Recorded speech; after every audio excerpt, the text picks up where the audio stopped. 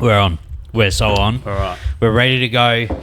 We are here with Sean. Is it Sean Collier? Yeah. Dude, that's the most comedic name of all time. Do you reckon? It sounds like a comedian that would be successful. I'll take it. It's just an easy to pronounce white person's name. Yeah, but you don't look white. Well, I'm not fully white.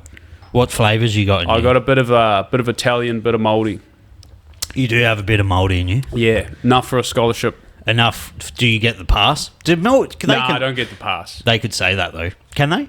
Nah, some do. Where I'm from, yeah, but like, because they're not supposed to. Maoris are like, well, Cubans say it and shit. Some of them are pretty black.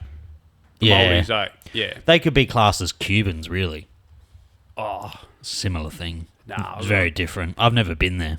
You never been to Cuba or New Zealand? Both. But do you know, there's not, what do they call them in Sydney? What's a derogatory term for fobs? Is that a thing? Fobs, that's like fresh off the boat. That wouldn't apply I'm pretty sure in Sydney they call... like Islanders fobs. Yeah, Islanders are fobs. You guys are so good with your slang, eh? It's fucking... Is that not like a... I use wouldn't be the same. Nah, well, we have like racial slurs, but we I think New Zealand's a way less multicultural country, like way less multicultural Chinese. than Australia. We have heaps of Chinese, heaps of Indians, but until very recently, like when I was growing up, bro, like the school I went to was like maybe 60% white people, like 40% Māoris, and then we had very few, like you'd have a few Islanders, a few Asians, few Indians, but like that would make up like less than 10%.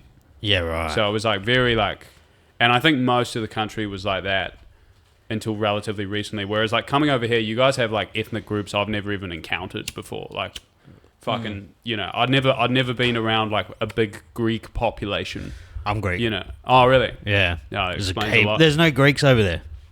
Fuck all. Negligible amounts. Really? Yeah. Same with like Italians. Like there's like, I'm part Italian, but there's no like Italian community that's discernible in the same way that you have in Australia. Interesting. Like, yeah. Well, do you know what? A lot of Australians kind of want Australia to be like that right now.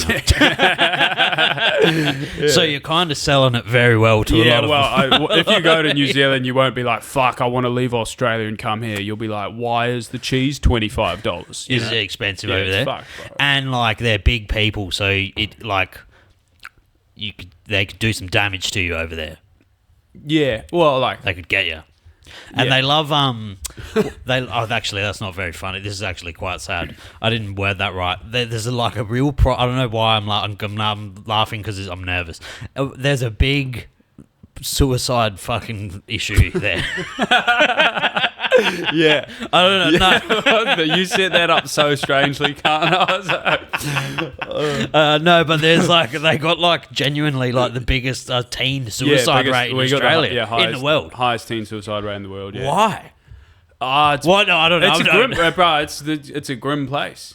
Like it's in a lot of ways. But why? It looks so like picturesque and beautiful and the best. And like your favourite movies are all shot there. And like you got. There's no good movie. Lord of the Rings was shot there. Is that it? There's no good New Zealand movies in the whole world. I was hamming it up a bit. I don't know. Can I bang one of those? Yeah. Shout out to the Aficionados Vault, a sponsor of the podcast. Yeah, just trying to get the trying to get the sponsor some clout.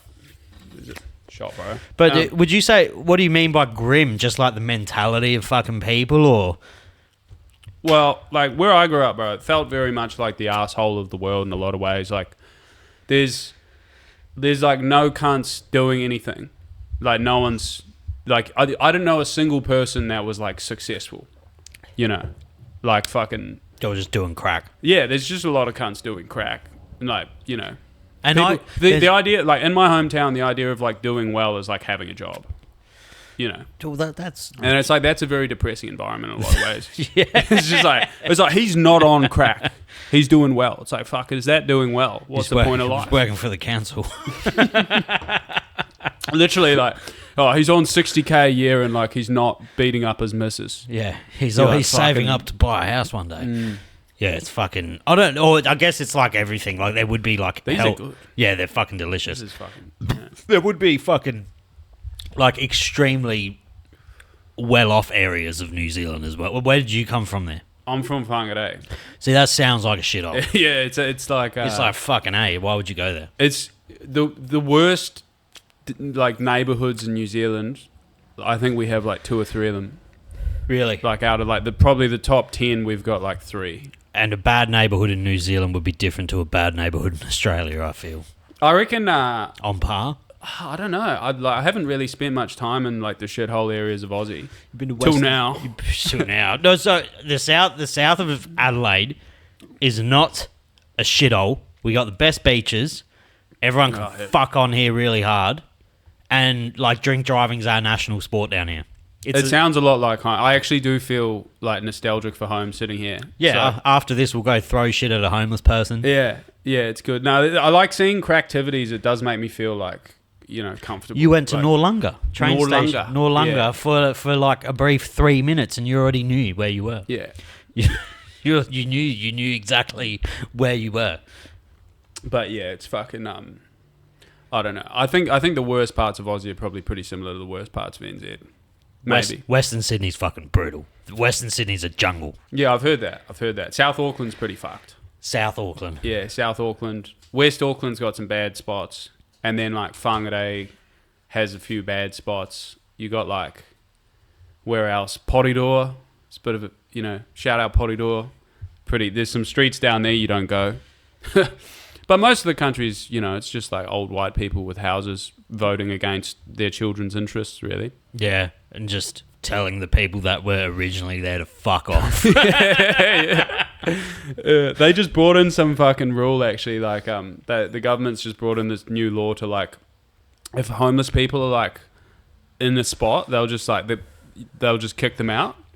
And, like, all these people, there's, like, all this discourse about it at the moment. Like, people in NZ being like, well, where are the homeless people going to go? And sort of like fucking somewhere else. Yeah, well, they can go anywhere and make it at home, technically, like, really.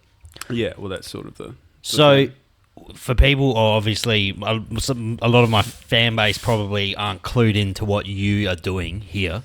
Can you, Sean is a comedian coming out of New Zealand, but currently living in, maybe, in my opinion, the worst state in Australia, Melbourne, Victoria. Yeah, pretty much. I'm here to do fucking the Adelaide Fringe Festival. So if anyone's interested in seeing some live comedy, consider my show, I suppose. Yes. Self-promotion doesn't come well to Kiwis. No? No, that was awkward for me. I'll leave his link to his fucking Instagram. Come if you want. Yeah. Fucking come if you want. It's all right. If you don't want to be gay. How long have you been doing comedy? Fuck. Well, it's weird. Like, so the first time I ever tried it was 2016, right? But because I started in like NZ and not even like proper city NZ, the first gig I did was in Christchurch, which like didn't even have a comedy scene. So I don't know if you can count like that. Yeah, I did like 2 open mics and they were so bad I was like traumatized. So I didn't really properly start till like 2018 when I moved to Wellies. 2018. That's still pretty fresh-ish. Actually, no, it's not. It's fucking a while ago now. It's fucking good enough. 7 years. Yeah. 8 Well, years. it's 2026. Is it? So, yeah, about 8 years. Yeah, like, fuck. probably. No shit. Yeah. And, like, why? Just because I was bored. Dude, comedy seems like the most stressful thing to me in the world, eh? Because everyone says like, if you got a group of mates and you're the funny one out of them, everyone is like, oh, you're funny as you'd be able. No, you wouldn't. Like, so many people think they would be able to do comedy. Well, what's funny as well is like comedians are not funny. Like the best comedians, like the best stand-up comedians I've met are like to a T, like weird cunts. Like they're not like the life of the party. Like it's quiet. It's very rare that you meet like a great comedian who's like extroverted and normal socially. Like they're all like autistic and sane people. Most of the time. I'd say like the most like someone like Matt Rife maybe is an exception. Yeah, because you can tell that he is built for fame more than comedy. Like, although I shit on Matt Rife a little bit, like not shit on him, but I always like thought that he was more of a TikTok or Instagram kind of comedian. Yeah. And when I went and saw him on his Australia tour, Oh, he's got the fucking bro. Yeah, his crowd work is unmatched. Yeah, and crowd work is like you have to respect it. It's like a UFC fighter that's like really good at like grappling or something, or just going out on the street and just bashing dudes at a pub. Yeah, just like, freestyling it. But yeah, there's different things you can be good at in stand up, and like crowd work is like someone who's really good at that. It's like always pretty interesting. He was so good at getting the information he wanted to get. Like, you would think that he's just quick-witted, but I think with crowd work, it seems to me like he's very good at leading a conversation to somewhere. Like, he's obviously thinking 6 steps ahead of, like, the audience at all times. Yeah. And he's fucking good at it. Yeah, because when you see, like, an amateur comedian try crowd work, what often happens is they'll ask a question, and then they'll ask another question, and they'll ask another question, and by then the energy's just fucking dissipated. And then they'll usually get like a throwaway laugh by being like, well, that sucked or something, and then just move on. But yeah, kind of like Matt Rife, who's, I couldn't even imagine the hours he's done. So the thing about those American comics is that you can do like fucking 5 club spots a night, every night. So they just get reps in that you can't really do in a place like Aussie. And if you were living in Austin right now, there's literally 400 fucking clubs right next to each other, apparently. Like, on that main strip, it's just clubs. Crazy. Clubs. Have you ever thought about going over? Like, move? Yeah, well, you have to move to make the most. So it's easier for Aussie citizens. So, because your government sucks America's dick much more than ours. So, like, you guys have, like, an easier pathway to residency than Kiwis do. So yeah, Jacinta would have fucked that. Yeah, for you she guys. fucked it right up. Yeah. So like, yeah, I'm pretty tempted to do like a stint in the States, but I'd have to wait till I get my Aussie citizenship most likely, or get big enough that you can get the like Scucks fucking look at me, I'm cool visa. Yeah. But like, I'm fucking, I don't have that level of clout at the moment. Have you, like, who would you say at the moment? I have like a hell specific flavor of comedian that I like. I don't actually love, like, watching stand-up comedy on a TV does not do it any form of justice. No. I really feel like you need to be in the room. Yeah. There's only one special ever that made me split sides laughing, and that was Shane Gillis' Beautiful Dogs. Beautiful Dogs is just like my perfect show, like my perfect hour. I could have picked you as a Gillis fan. It's fucking obvious. It's not rocket science. Straight white male who loves casual racism and fucking tits. It's the but Down syndrome jokes. Yeah, Down syndrome jokes. And Tim Dillon. I love Tim Dillon. Tim Dillon. Yeah. He's my favorite. He's my favorite comedian in the world because I love, like, Theo Von's way funnier on his podcast than he is live. Like, Theo Von's hilarious when he's rattling off random shit. Same as Tim Dillon. Tim Dillon's stand-up, I saw him front row center live. It was very funny. But when he's on his desk and he's just talking shit, he's the best political commentator and comedic commentator in the fucking world. Yeah, I listen to his podcast religiously. Fucking shout out Tim Dillon. He's a real sick fuck. I think, like, because he's gay, he can sort of... He can get away with shit that, like, you really couldn't. Even like the edgiest normal white dude comedians, it's like the fact that he's like a fat gay guy just means he can just take shit that little bit further. You know, it's like some of the shit it's just like, how are you fucking... Have you seen the one of him and the lesbians? No. He had a fucking war with these girls on Airbnb because he got banned from Airbnb. He got banned from Airbnb because he left his Airbnb dishes out and they tried to charge him a cleaning fee, and he's like, I'm on fucking holiday, and they happened to be lesbians, and he went on Joe Rogan and ranted. Like, it's his best rant. It has millions of views.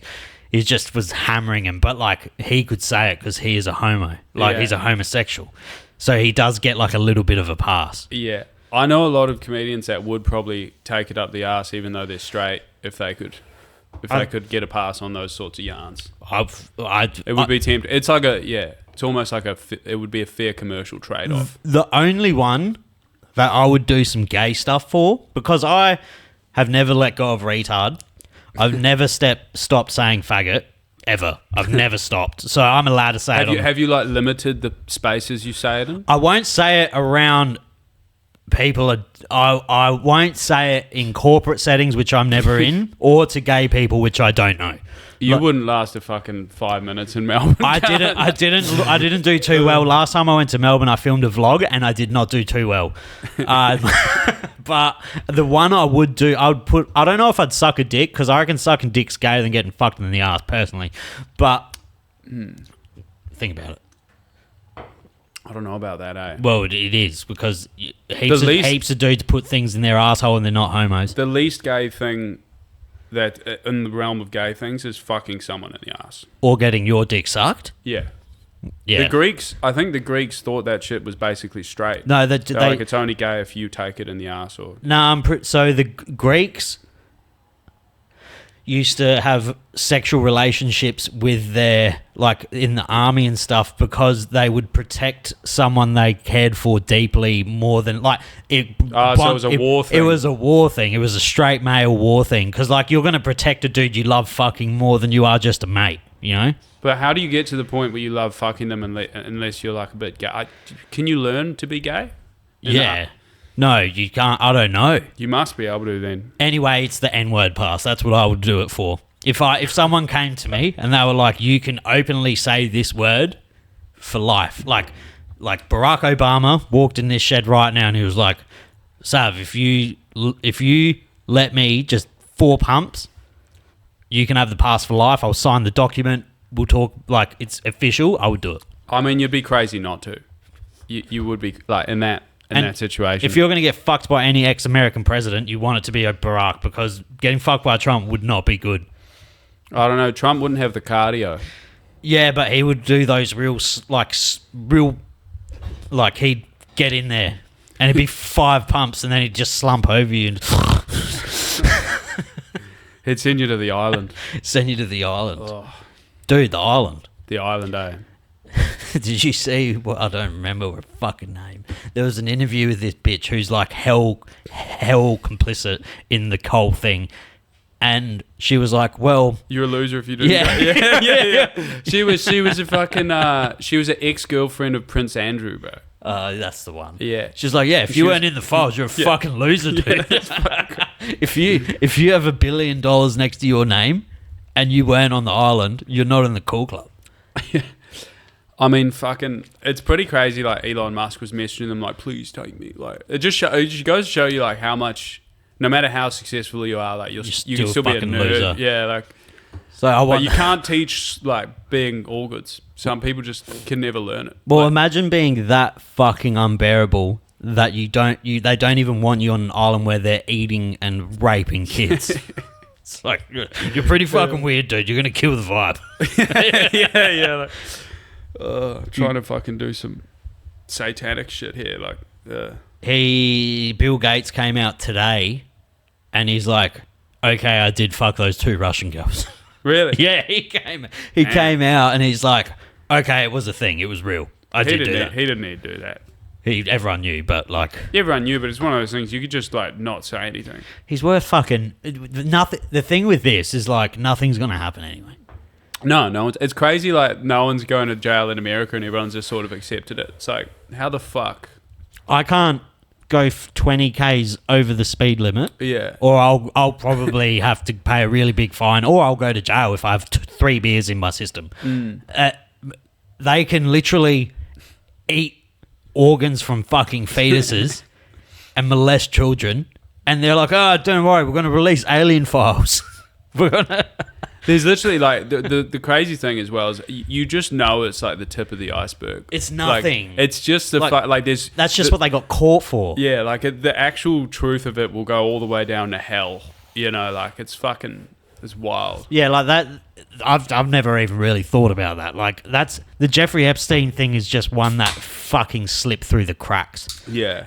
And there's a lot more heinous. He's definitely not running the biggest sex trafficking operation in the world. It's still happening. They're all still getting their fix. It's just... Like, I had a mate...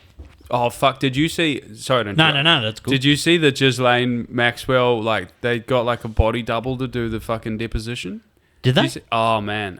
Well, I have to show you after this. Craziest shit ever. I can get it. They're like, they did like a deposition video of her, and they got some chick, like, and it's just not. It's clearly not her. They did like a AI facial scan. Oh, I've seen the picture of it. Yeah, and it's like fucking. It's like they were like, this is like a 15% match or 20% match or some shit. Like, oh, I've seen that. Yeah, it's crazy, man. It's like they're not even trying to like hide it. It's just like how.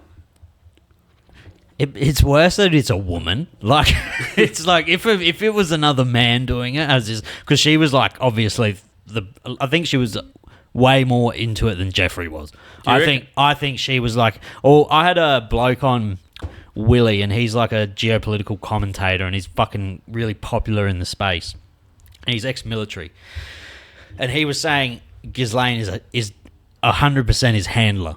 Like, right, yeah. Well, her dad was like Mossad. Yeah. Like, so she's like Israel connection. Someone's from births back. There's like this rumor went around online that I was a Mossad agent because I fucking when they had all the free speech things coming out, I was like, tag 3 of your mates that are gonna go to jail when the free speech laws come in. And it went viral, and heaps of fucking people in the comments were like, oh, not this time, Mossad. And I was like, do I look like a fucking Mossad? Do you think it runs that deep? Oh, man. You know you're doing well when people accuse you of being Mossad, though. That's like, I wish people were accusing me of being Mossad. That's like a life goal. It's not bad. I'm like, sure. This person's a plant. Like, there's no way they could get this famous without any talent. If I was a Mossad agent, I wouldn't be fucking hammering beers and smoking cones in a shed. Oh, fucking Israelis get on it, man. I've smoked weed with Israelis. I've never met a Jew. I've met one. Oh, serious? Oh, yeah. Do you not have? There's fucking heaps in Melbourne. There's not many here. Yeah, there's. I hadn't met a Jew until like. Well, actually, I travelled to Israel in 2022. You did? Yeah, bro. Yeah. How was that? I got COVID. While I was there. We walked around. I didn't give a fuck. You got COVID from the source in Jerusalem, yeah. You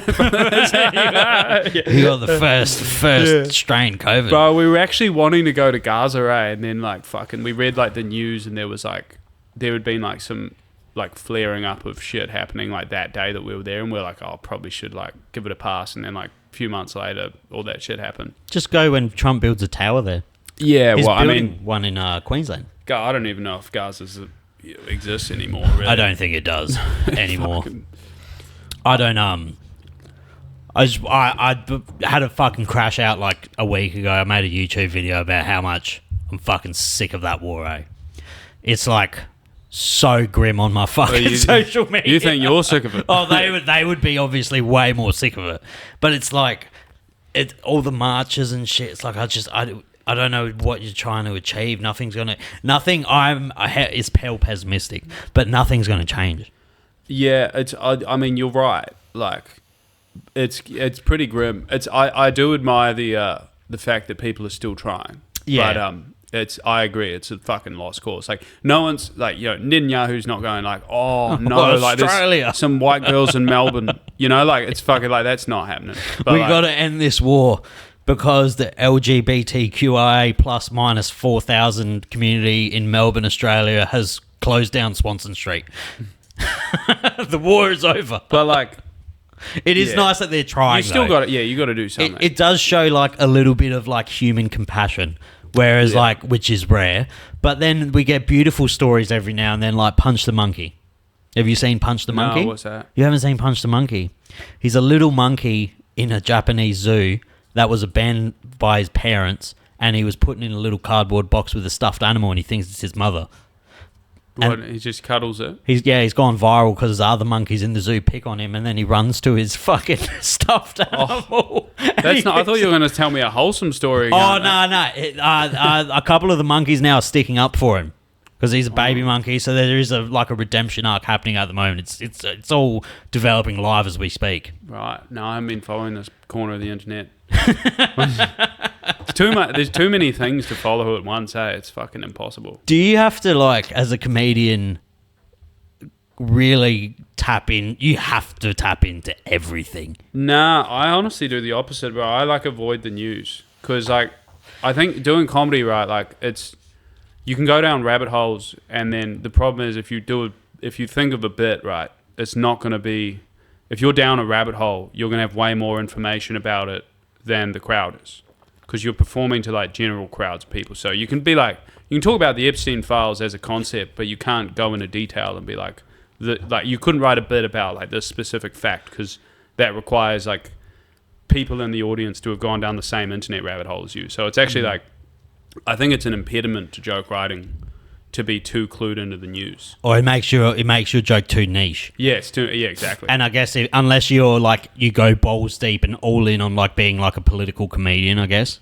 But like, I try to do just trends, like general observable trends about everything. Like if you're doing jokes about like fucking how the cost of everything's fucked, or like, you know, I don't know, what's another trend? I don't know. All these brown people in the city now. There's all these brown people coming in, taking out. They took her gerbs. I'm in Adelaide for 2 minutes. I'm already fucking cancelling myself. Hey, it's amazing that actually yours isn't too. I haven't seen anything of yours that's like too cancelable yet. No, well, I think will come though. My tendency's always been to be like sort of edgy, but because I started in Wellington, which is like Melbourne on steroids for like fucking political correctness, and then moved to Melbourne, I've sort of, the whole time I've been doing comedy, I've had people being like whenever I say something, you know, if you say something borderline, people are like, which is like, I really liked gigging in Perth, because like you can fucking push it out there, like you can push the boat out in Perth. No one, like I didn't have I had people coming up to me being like, go harder, you know, like, whereas in Melbourne, like a lot of the time I'll like do a bit and people are like, I think you should seriously think about rewording that. You know, it's like, a different crowd, bro. Like, yeah, way different. I would have loved to have seen the best comedy show I've ever seen live. I knew it was going to be good. I didn't know it was going to be that good. It was Mark Normand recently. Yeah, he's amazing, bro. But I took my missus, who didn't know a single thing about Mark. Yeah. And just watching her reaction to some of the fucking jokes, bro, was like, she was like jaw on the floor. Yeah. Because he does not pull a single punch. Like, his bit about, I can't remember it, but his bit about Aboriginals was like, yeah, fucking, it's like, oh, they're drinking in the park, drinking wine and eating fucking, and he's like, looks like a pretty good life to me. It was just how he does things is so fucking funny. Yeah, and like, I think most people, right, like most people want you to push the boundaries, but they want it done like artfully. You know, like Mark Normand, like, I think he gets away with that because he's really good at joke writing. So it's like a really concise, like, it's like edgy, but it's not like, he's not being like, these people are scum or whatever. It's like he's just touching on like a sensitive topic or whatever. He's also good at like having like a theme throughout his whole show and punching back to the same bit. Like he'll work a joke and then you'll forget about it, and then it'll all tie into like the one bit like 20 minutes later that you've forgotten about. He's so interesting. It's like rapping, I guess. Like there's different flows for different comedians. Yeah. His comedy's like not like boom, boom, boom, boom, boom. It's like builds very well. Similar to Shane. Shane's fucking similar to that. He's a great storyteller.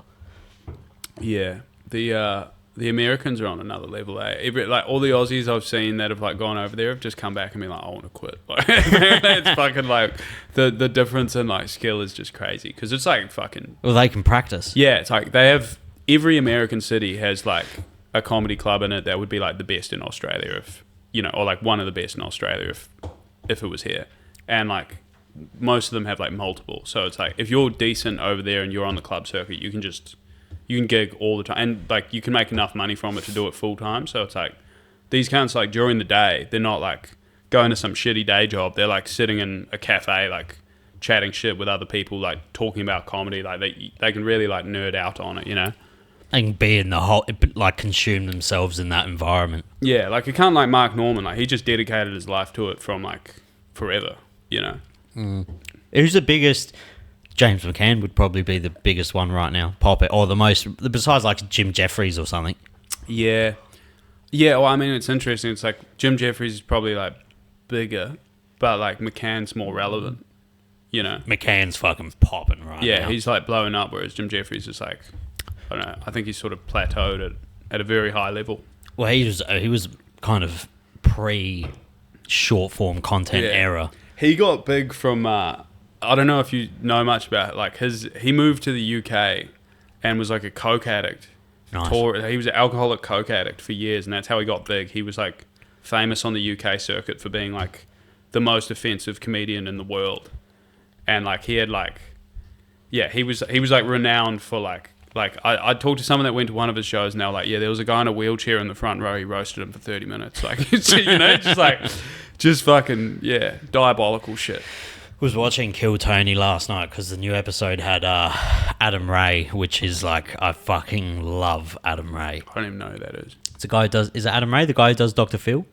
Oh yeah, he's great. Yeah, and him and Matt Rife were guest hosts on that on the episode, and the bucket pulls were terrible. Like I couldn't even look at the screen. Oh. Like it was that bad. But that Adam Ray has this character called Jeremy. And it's so funny, bro. He plays just like a virgin 40-year-old that lives at home. He's got long hair, pimples all over him. Fucking piss. I don't hell like characters, but it's like piss your pants funny. Yeah, a good character is great, but so many are terrible. Have you seen Timmy No Breaks? Rings a bell. He's like, is he like disabled? Like, no, he could be classed as disabled. It would be so interesting to get your opinion on him. Because it's hell divisive because he has this shtick. So he's a comedian. He's like actually a genuinely pretty good comedian. He's been on Kill Tony before, but he didn't do hell great.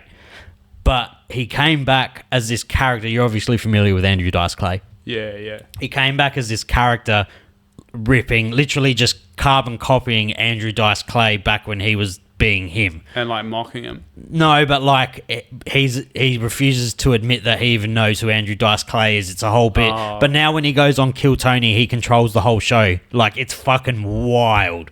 It is insane. It's very, very funny. Do you watch like, I don't know, it's hard. I've never really talked to a comedian, like a actual comedian, but I've talked to a lot of like MMA. MMA is my thing. Yeah. I've talked to a million MMA fighters. Do you watch comedy? Because I know a lot of professional fighters that just don't watch fights. I don't really watch comedy. I watch like, if someone who I'm like a big fan of puts out a special, I'll like put it on in the background or something. But like I don't. You don't sit down and study. I don't like watch Kill Tony every week or any shit like that. You know, not that. But most comedy sucks, man. I fucking don't even like it. Honestly, it's not fun. Like it's not fun. Like to me. Like watching, if I'm gonna watch something on like a screen, bro, like South Park is way funnier than stand up. Yeah, you know, it's very rare stand up on like Netflix or something will be like even worth watching. Yeah. But like live, I think it's great because there's so many elements to like you know, live you can take more risks in a room. There's fucking like the element of the crowd and shit. But like once something's recorded and edited, it's like it changes. Doesn't have the same magic. It's not. No, it doesn't. I agree. All right, I can put this up for these people Put here. a 20-minute fucking video of Kill Tony on. Oh, this fucking pod doesn't get monetized anyway, bro. Wouldn't have guessed. Actually, this cunt might not fucking rip me. So, I don't know how you're going to feel about it, but he's like popping right now, though. He's fucking huge. Yeah. There's another American comic that has done the same thing with like, do you know Mitch Hedberg? Yeah. So this guy like basically copies his whole stick. He follows me. Oh, really? He follows me. He's got blonde hair, and I think so. And he did Kill Tony, and like heaps of people were like rage quitting, being like, "You're just copying Mitch Hedberg." So he did it after Timmy No Breaks did. Oh, really? Yes, but it's like a thing now. I don't think he's doing Mitch Hedberg. I think he swears he's not. But it might be the same as this. I think it's like some. I don't know. It's uncannily similar to a point where it's like. Will or I don't fucking know. He follows me because I messaged him and I was like, he does have some funny bits. He's very if Mitch specific Hedberg humor. didn't exist, you'd be like, this cunt's amazing. But like the fact that Mitch Hedberg exists is like makes it like. Do you know who I seem like plagiarism? I can't stand that. What's the fucking bro? Will Montgomery. Oh, the redhead who's got like balding. A lot of the regulars on Kill Tony suck dicks. They're shit. Like, you could put them at an open mic in fucking Melbourne and they'd be like average. They're shit. Like, yeah. A lot of them are.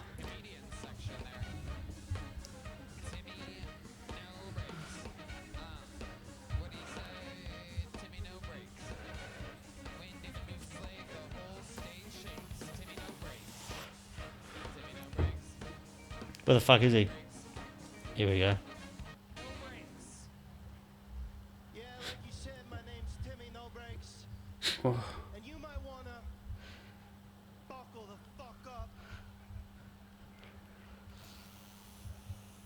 Get this. I was at the nut store. Yeah, it's exactly like buying nuts. Andrew Dice Clay. To the fucking weighted thing, the woman's like, that's gonna be Did- $100. Did he try doing different comedy before this and then it didn't work? Nah, I think he was like a pretty successful comedian. I think he's more of like an improv comedian. He's very good at roasts. Like he's a roast comedian, and like his best work isn't this. He bombs on purpose. Like he bombs on purpose and then does crowd work after, and that's when he like shines heaps. So weird. It's such a weird way to do your comedy, but it's very good. The leather jacket. What the fuck? You guys ever heard of a fucking punchline? What the Oh, wow. You're gonna love this one. Get this. American people are fucked up, man. Fucking doctor. I go up to this doctor. He's like, Timmy No Breaks, you have cancer. You need treatment. I'm like, what are you talking about? I'm a healthy guy. I'm a young boy. He's like, you need treatment. I'm like, how much is that gonna cost? He's like, $100. I was like, bitch, that's a good deal. This is great, ain't shit. It's funny because So he's like bombing on purpose. yeah. That's so interesting. What the fuck? This is where he like shines though. I don't understand the world. Yeah, I've heard that before. What do you really like? How long you been doing stand-up? Too long. 2 months. 2 months. All right. That's what I got. Where are you from? Jersey. Jersey. All right. Fucking no shit. I don't think he actually is. Oh, really? No, this is all an act. American people are all insane. Wow. Okay, Timmy's having the time of his life. Yeah, he's good.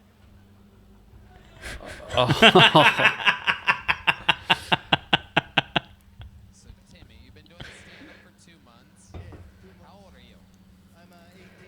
How old are you, Timmy? That's rude. It's not a bad strategy to just lie to the Yeah. questions. That's actually quite a clever. Really? Guy, that's fucking. How old are you? How old are you, Timmy? 24 years old. Really? Yes. What the fuck? This is fucking. Guys, come on. I'm a guest here. What the fuck? It was like a hell. When he did it initially, it was like a hell bold strategy. It was Yeah. it had to work or it was not gonna work. And now he's like gone on 6 Kill Tonys. He's selling out everything. Oh, it's crazy, man. It makes a lot of careers, eh? It's a fucking This is it's a the- hectic phenomenon.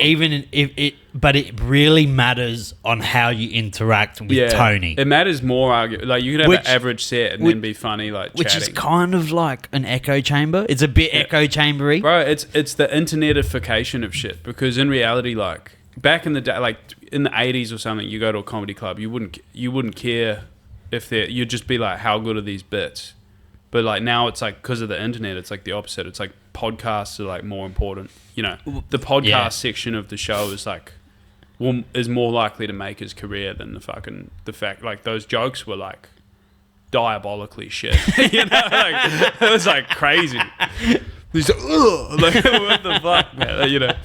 But it is. It's like, and it's almost like you can become like a really successful comedian probably now and make money and be fine.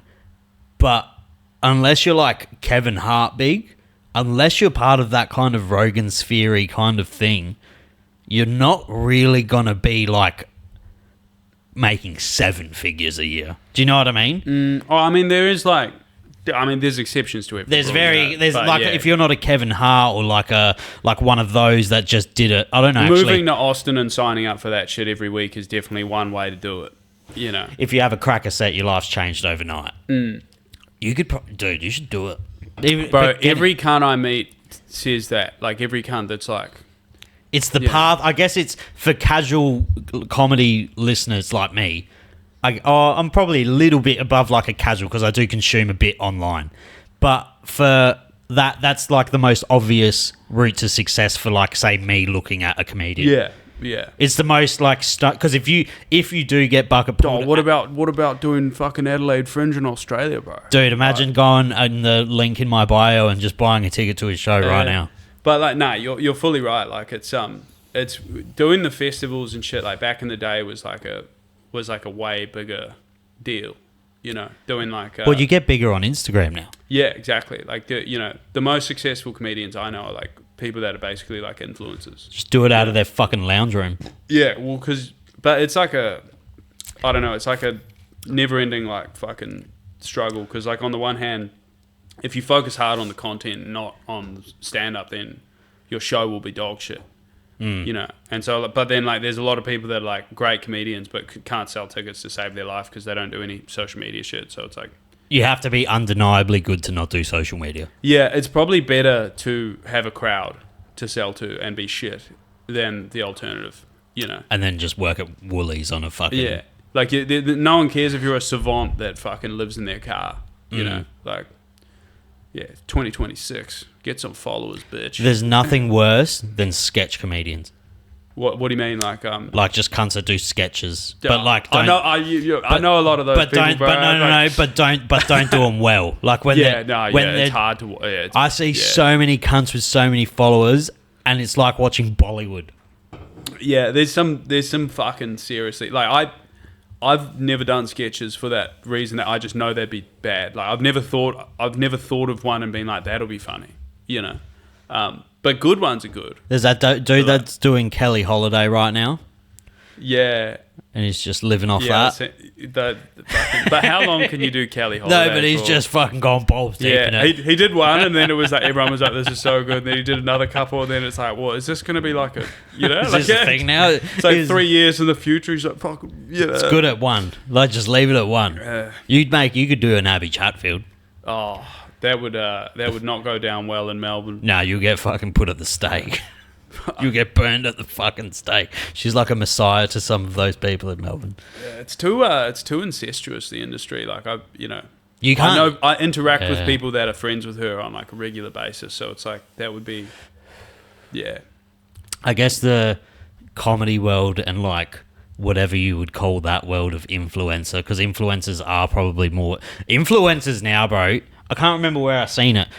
YouTubers now are making way more money than Hollywood actors, which doesn't surprise me at all. Hollywood's Because dead. I know for a fact I would freak out over seeing certain podcasters and YouTubers way more than I would seeing like George Clooney. Yeah.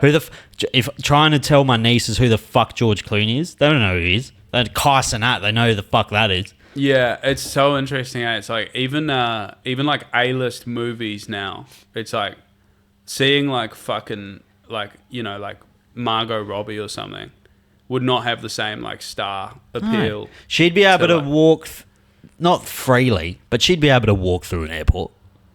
Yeah, People would pull her up. people that want photos. Do you know what though? Adelaide's different. I feel because Adelaide's not as like when I think in Melbourne you'd get a way bigger pop, but like iShow Speed's more famous than 99% of actors now. Yeah, Every single kid under 21 knows him. Every Yeah. single one. bro, I had a fucking real trippy like realize my age moment when I was in Sydney. I was doing the Comedy Store and I How old are you? Have you heard of? I'm 27. I turned 28 in like 2 weeks. Have you heard of fucking Two Hollis? It's like some TikTok rapper. I googled the music. It's unbelievably bad. Nice. It's like someone's just like pressing buttons on a machine. It's like one of the like it sounds like a robot having a seizure. Like it's crazy bad. And I saw like all these goth like 18-year-old goth Asians and like shit just like in this, and I was like, what are they all lining up for? It was a massive crowd, and I was like, fuck. And then I googled the rapper. I just never heard of them. And then I listened to the music and I was like, there's no way I could ever possibly fuck with this. I was just like, wow, this must be how like boomers feel all the time. That's You know? how you know when that's legitimately how you know when you're getting older, when you hear what kids are listening to and you're like, Yeah. turn that Like, shit oh, off. what the fuck, Because yeah. my parents, when I was listening to fucking 50 Cent and Calvin Harris and taking pingers and fucking, they were like, what's this shit? Yeah.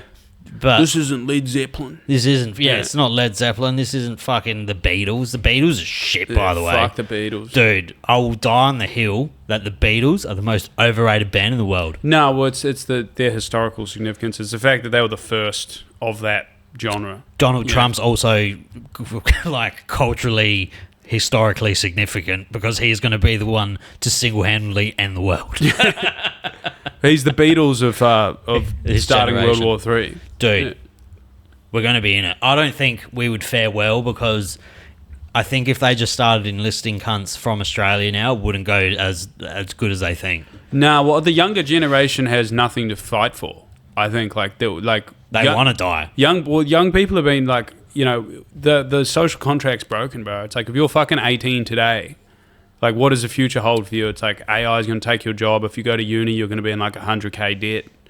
You know, you're not going to buy a house. Like you're fucked. You can't So- afford food. Yeah. It's like the irony of like the government being like, you guys now have to die for our protection. I reckon like most young people would just be like, get fucked. You know, like, Imagine after all of this Epstein scandal shit. Imagine the governments have the balls. yeah. Be like, hey, do you guys want to go fight Arabs like for minimum wage? Like, yeah. I'm just gonna go fuck this kid. Can you please die for your country? Well, it's like all these American people being like, why are we still paying taxes? Like, you know, it's like you're fucking paying like 30-40% of your income to like this pedophile cult that's fucking... Donald Trump's literally taking over a fucking country at a time at the moment. He's about to take over fucking Greenland. He's probably going to get Iran. Him and fucking Israel are just colonizing the fucking world. Yeah. It's a crazy way to live. Oh, no. What else do you do there? I feel like a war could be...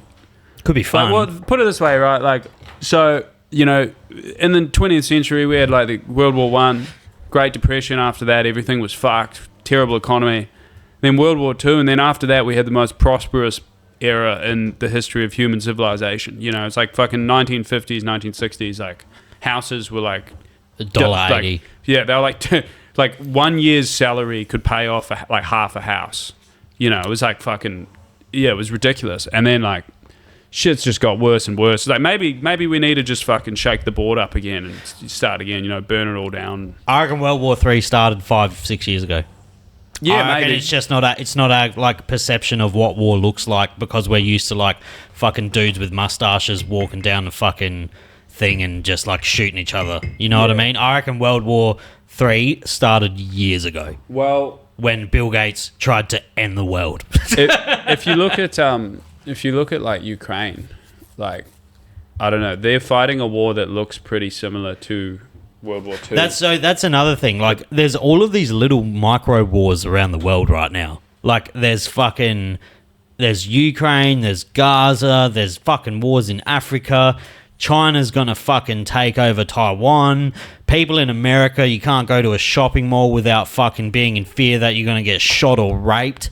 Like, it's fucking raped at the shopping mall, dude. Imagine you're just fucking going to Costco with your family and you go into a toilet to take a piss and you just get held down and Some raped. fentanyl addict there. And kids these days can't even do cocaine without worrying they're gonna fucking die. It's not the world I want my son to live in. I honestly think that's one of the saddest things. Is like, to me, bro. I just look at like, I think all drugs should be decriminalized. I think if you want to, No, that happened in Canada. It didn't work. well, they do it in Portugal. It's fine. Yeah, but I mean, everything the Canadians What- do is a fuck up. yeah, bro. but Europe's different. Like, if you did it to white people, like in Australia, if you came to Adelaide and you said, "Oh, I want to decriminalize all of the drugs," it would be chaos. I would be doing fent. I would outsource fent. You may have a shadow of a point there. Yeah, because I think they should try it though. It's not like we tried in drugs Tasmania. are not already a problem. You know, like fucking, I don't know. I just look at it like I hate when I see like a super rich gang member who's like got all their money from like selling meth. It's like that's wasted tax revenue. far as I'm concerned. I was Legalize methamphetamine. I realised that I used to partake in like a little bit of crime when I was younger, but my favourite crimes were thievery. I used to love like real fun. Oh, really? Yeah, but like drunk. Like you're drunk with your mates, you break into a car. Like you, Oh, yeah, we've all done a bit of that. just yeah. comical thievery. You ever robbed a house? Yeah. No, that's a bit because that's a level up. I feel like. Nah, but at house parties, you just steal miscellaneous things. Like you But like, take nah, a I'm stripper talking home like from a breaking nightclub. into. No, I've done a B&E, but not like a not like a full on one. It's just drunk antics. Nothing like serious was That'd taken. be such a funny legal defense. Like, oh nah, I was just on the piss officer. Like, But I realised I would not have been a very good, because I've always thought I would be like, always in my head I'm like, I'd be able to be a gangster. Like you watch fucking Breaking Bad and shit and you're like, I could do this. I'm very emotionally void because I grew up with like strict Greek parents and and like maybe I could shoot that kid, you know, if I had to prove a point. I could be like, yeah. but then this took a dark turn, and then I got a sponsorship from an online casino briefly, and I was like, I can't do So this. my soul has been. I was like, at first I was like getting such good money, and I was like, this Oh, is, man. and then one day I was like, oh no, because you can see how much people bet, Yeah. and you get a percentage of loss. You're like, oh, I've ruined this cunt's life. Yeah. I remember Yeah. checking my phone once. Some cunt signed up with my link, and he just dropped like 15 grand in one night. And I was like, oh no. But I guess a drug dealer's mentality is You got someone's a great kickback from that. Yeah. someone's gonna do it, so why not me? I don't have that Yeah. mentality. No, well, it's a false reasoning. Like it's fallacious. I've got a casino offer like a couple of weeks ago, and highly it was like recommend that it. same thing. They were like, it was like, Rev share. yeah, you get a revenue share, so it's like every cunt you sign up. And I was just thinking about it, I was like, oh, this is like proper money. Like this is like quit your job sort of money Yeah. potentially. But like it's fully just I know too many people who have had their like lives ruined from that shit, you know, because it's like if you can get your paycheck and just punt it straight away, especially if you live in a boring ass place. Like you get it with a lot of people working in the mines or like dudes like back where I'm from and shit. Like, you know, it's pretty isolated. There's not a lot going on, so it's like I think like the temptation is like way greater in situations like that. Like I know cunts that just get their paycheck and just lose it like on the night they get it. It's like that's fucked, bro. If you could have excelled at like one crime, what would it have been? Like if you could have seen yourself as a top 1%er in like a certain realm of crime, what I would it reckon be? drug dealing is the go-to. Like because You'd use it though. You wouldn't get there. you can use but. You can But use like it. I know, like I think like certain kinds of drug dealing. Like if I meet someone they're like I sell weed and like acid, I'll be like that's fine. Like I don't even really consider that a crime. I think it's backwards that we consider party drugs like criminal, you know, because no one's like not feeding their kids because of acid, you know. There might be a couple. There might be a couple. They're at the train station, you know. But for the most part, you know. But like meth is like you can very well see why that is arguable to be illegal. Well, they're like, never hungry, so they would be like, "Why is my kid hungry?" You know what I mean? They're just not hungry ever, so they're like, "Maybe my kid's not." Yeah. They just forget. Just very dark. Don't have kids if you're gonna have a pee habit. Fraud would be fun. To be really elite at fraud. Yeah. When I was a teenager, I used to scroll like the dark web, and Yes. like you could do all these like credit card frauds and shit, where it'd be like you know, you buy credit card numbers off the dark web, and then you would like purchase things with them. You sell those things, and it's like untraceable because it'd be like gift cards and all sorts of shit. And then it'd be like Visa ends up paying for it because someone would like call and be like, "Oh, my credit card's be defrauded," and then like Visa or MasterCard would have to cover it. So I was like, "Fuck Visa and MasterCard." That's actually like a pretty It's a good thing. But then I like looked up and I was like, "Oh no, you can go to like serious jail for Oh this." yeah, they don't. You know, fraud, fraud is arguably worse than dealing meth because you're fucking with the government's money. Yeah, if there's one thing the government can't forgive, it's fucking tax evasion, eh? They're like you can get away with fucking kids Tax on evasion, an island, but tax you know, evasion unless God you make forbid. $500 million. Yeah, Then you can evade the tax. yeah, yeah. If you're taking natural gas and by the billions of dollars, yeah, it's fine. But I used to God do. forbid I you used to do a little bit of like. I've done some like not tax fraud. I've done some. I haven't done tax fraud before. Is this a podcast or a fucking criminal confession? I'm a Mossad agent. I'm trying. Well, like just like car stuff. You know, like your car. Tell me more. Your car Give gets us details. Your car gets broken into, and you say things that were in there that weren't. That's like victimless crime, really.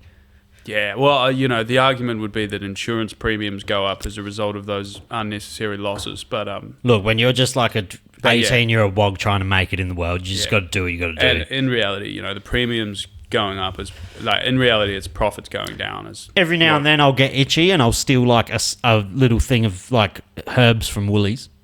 Oh, you know, you just got to stay alive. I got put on blast though. I was with my missus. She was pregnant, heavily pregnant at the time, and we were at Coles, and I didn't want to put the lemon down. We had one lemon, and I didn't want to put it down, search it, so I just fucking chucked it in the bag. And they got cameras, and the ladies like come, and I was like, they make you rewatch the fucking video of you stealing. And I was like, oh, I didn't mean to do that. She's like, that's fine, just scan it. I was like, oh my God, I just got done stealing a lemon. How do people sell tons of meth or cocaine? I couldn't even hack the pressure from this 16-year-old kid pressing me. But when you're doing, you know, you're like, the supermarket has a lot of lights and a lot of people watching, and it's very uncomfortable. You got to do it in a darker setting. Yeah, it's like you're not down an alleyway with a pound or whatever. Yeah. I think in many ways it would actually be more comfortable to do like a large-scale drug deal. Steal a lemon. What's your autistic flavour outside of comedy? What do you mean? Like, do you have like a rabbit? Do you have a thing? Do I have a thing? Do you have a thing? I don't know. I think we've all got a bit of a thing, eh? Do you have a thing? Like, do you paint? No, I don't do any shit like that. Yeah, it's gay. I write short stories and novels. That's pretty autistic. That's fucking autistic. Like world building.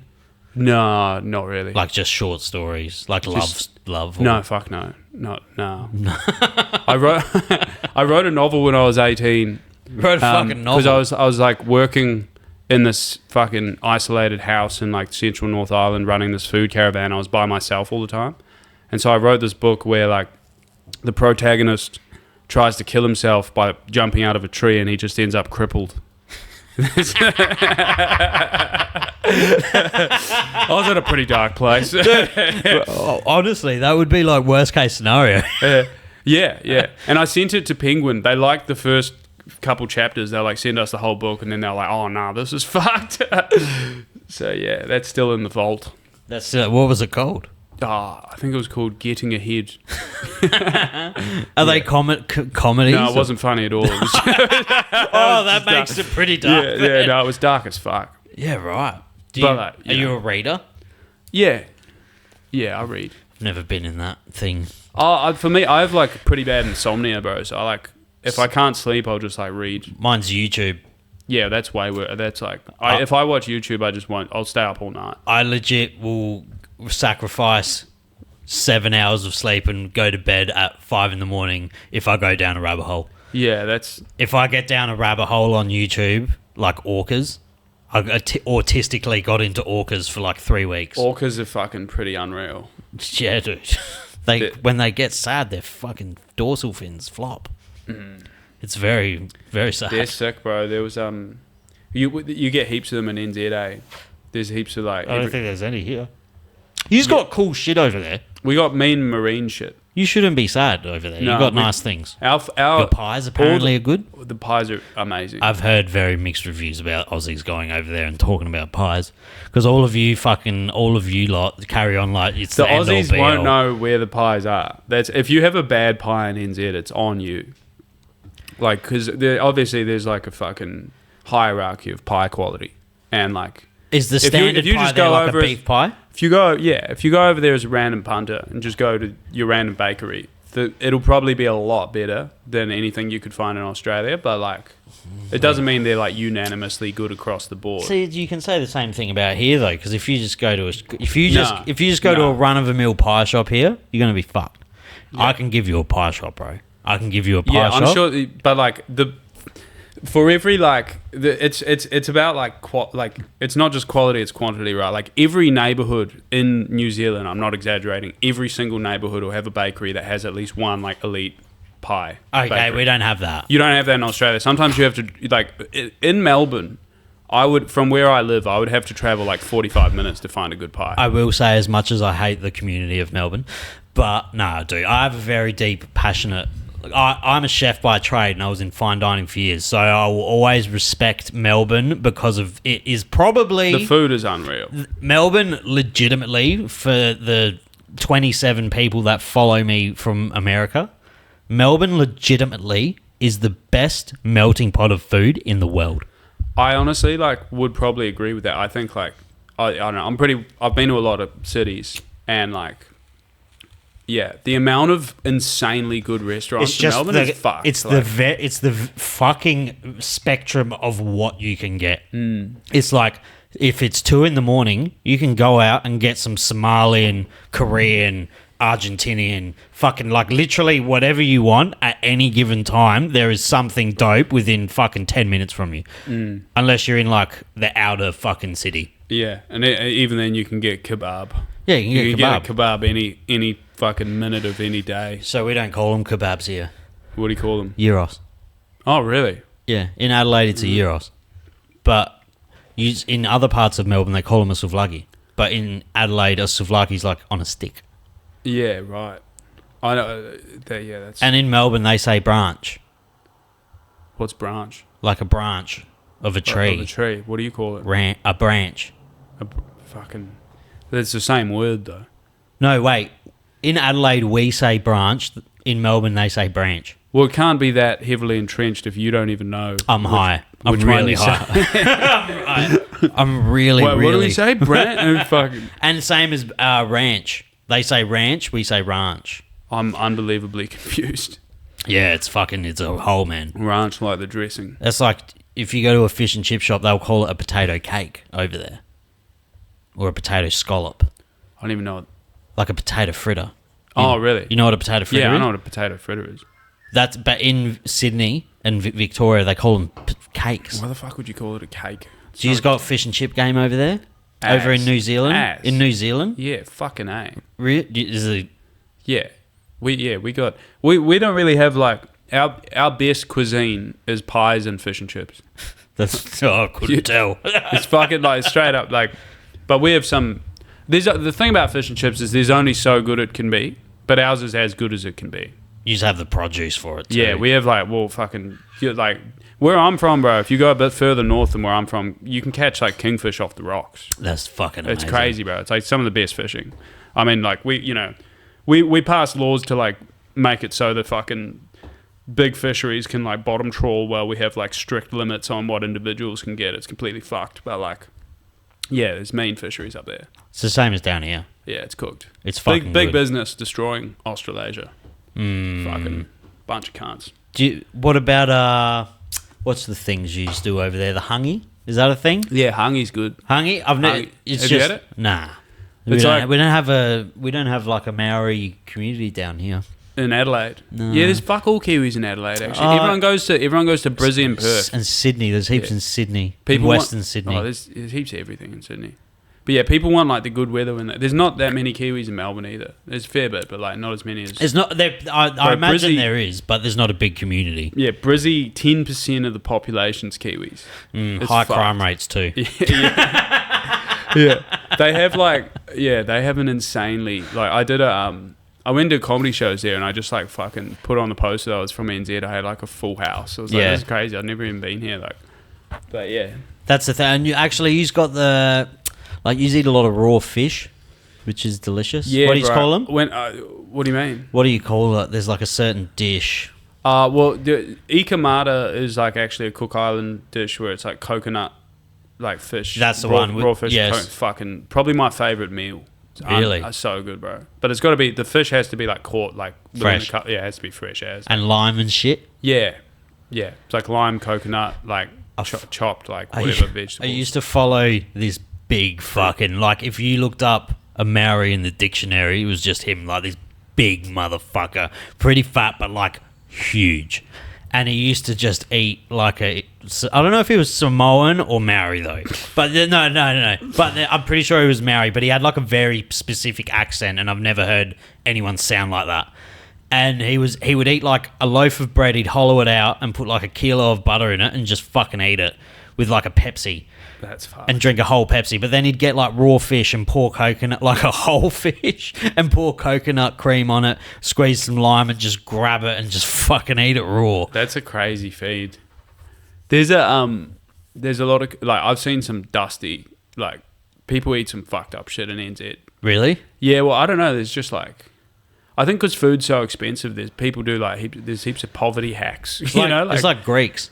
Yeah, probably. Well, Greeks, when they came here, they were the first ones to eat like octopus and fucking pig's feet and shit like that. Now it costs like $40 a kilo because white people get like catch wind of it. Oh, it's cultural. Yeah, it's like all the poor foods are cool now. It's like offal's cool. Yeah, octopus used to be like povo food, eh? They used to catch them in crab pots and throw them away. Now it's $65 a fucking kilo. That's fucked. Same as pork belly. It used to be like $2 a kilo. But then some fucking dude does an influencer video on it and it becomes fucking hell popular. I'm not big on octopus, eh? The seafood in NZ's fucking mean though. So, yeah. Yeah, the seafood in South Oz is really nice. Depends what you like though. I like shellfish. I love a shellfish, bro. Got to come up north, mate. We got the best scallops. So South Island's the one that's heaps populated? Is it North Island that's less inhabitable? No, North Island's heaps populated.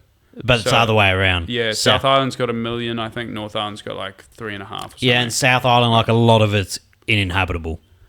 Oh, I wouldn't, no. Like because of the terrain. Yeah, it's like mountainous and shit. Like, and all the like Lord of the Rings that you see, like there. most of it is from South Island. And the skiing and shit and all the snow activity. North Island's like, the whole country's a fucking paradise, bro. North Island's got like hot springs. Like where I'm from, you could drive like 1 hour, you're in like thermal hot springs.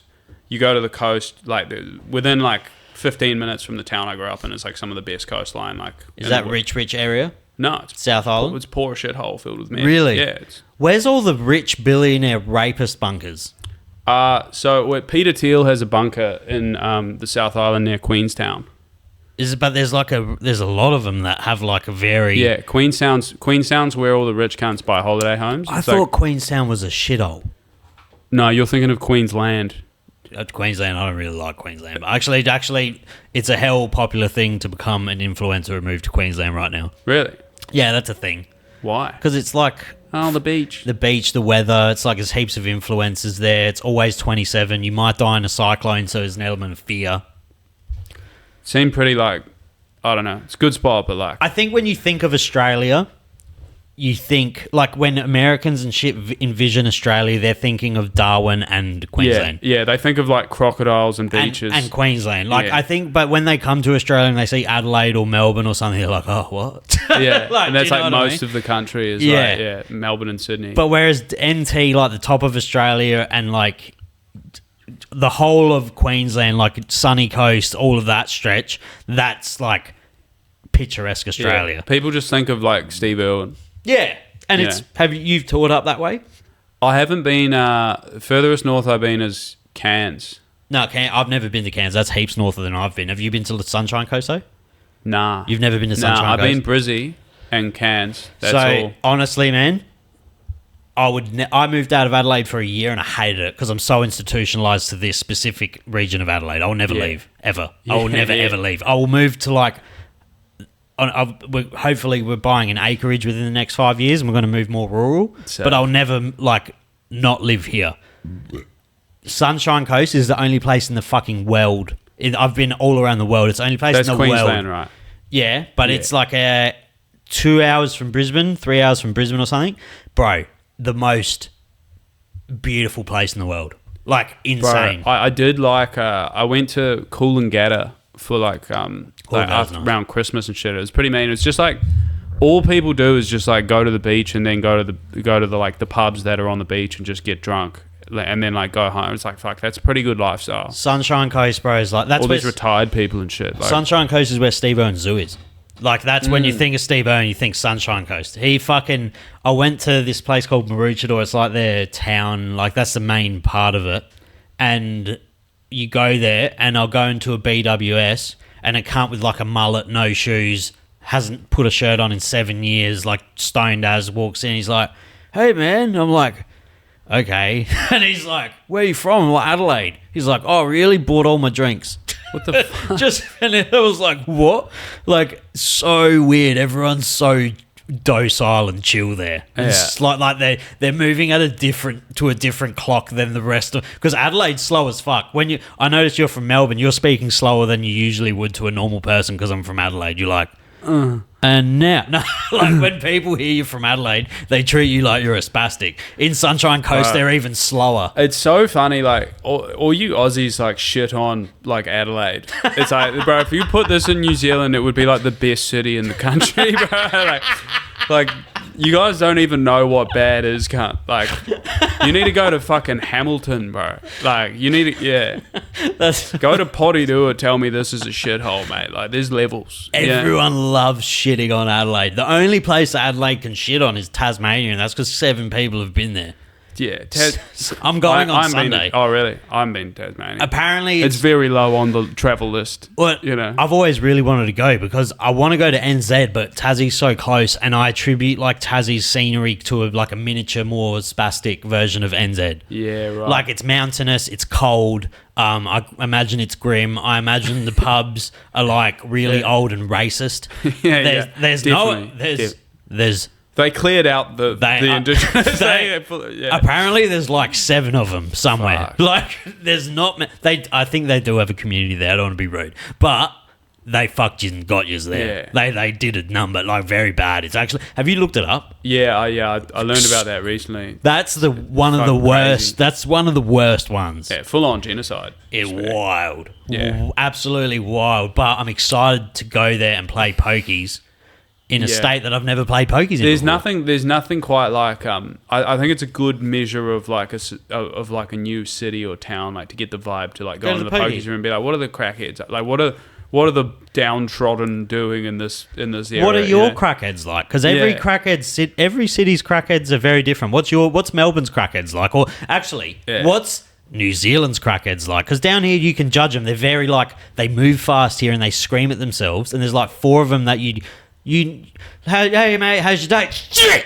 And then like, oh yeah, see you mate, see you tomorrow. And that's it. Yeah, you don't really get that genre of crackhead in NZA. Like, you have some scary ones, but like not, I don't know, the scary ones are actually like genuinely dangerous. Like, I feel like our crackheads look like they eat better.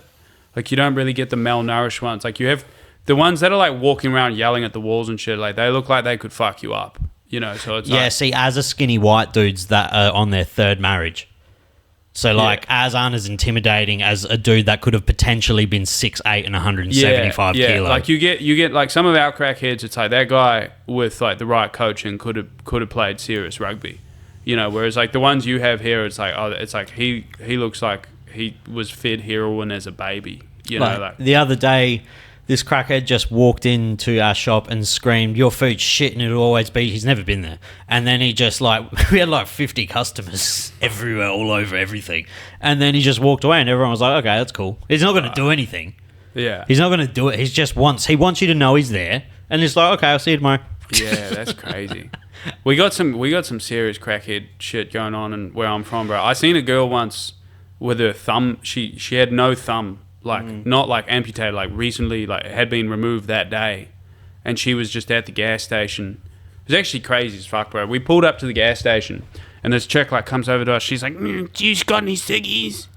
And we were like, yeah, we do actually. Like, this, like, we gave her a ciggy, bro. She holds out this hand, her thumb's just gone. Like, it's like the bone's sticking out. It's like covered in blood and shit. We're like, oh, what the fuck? Like, what happened? She's like, oh, this crazy bitch at the pub bit my thumb off. And we were just like, why don't you go to hospital? She's like, oh, I'm trying to scab some money for ciggies. We're like, fuck, that's crazy. We gave her like $2 and drove off. And then we drove past half an hour later, bro, and she's still standing there just like asking cunts for money. But I was like, someone give her a pack, like, goddamn. But like, it's actually pretty fucking sad. Yeah. It's like, it's so sad. She would have been there all night because ciggies are like $40. It's like, that's a lot of money to be like, you know. Yeah. Yeah, our crackheads are fucking pretty... I guess if you're going to see some in the city, There'll be some in the city that Yeah, are I've already different. seen some. I mean, what's this place called again? So he stopped at Noarlunga train station. Yeah, that was interesting. They were playing like fucking AC/DC on like the loudspeakers. Like, and I was like, "Is that coming from a crackhead?" And I was like, "No, that's the train station speakers is playing." It's like, who's in charge of this? Like, it was loud as well. Yeah. So you're in a place right now called Morphett which so this road here, it's like very close to this place called Hackham. Hackham is our worst one down here. Right. That's the... Hackham's a shit name. Hackham's like... there's housing commission there. It's fucking rough. It's a rough spot, but it's very different to how it was back in the day. It's nicer now. Right. But Hackham and Morphett are the ones down here. Morphett like used to be the biggest suburb in Adelaide, I think, or even Australia. It was huge. And... yeah, it used to have a bad rap, so that's where you are.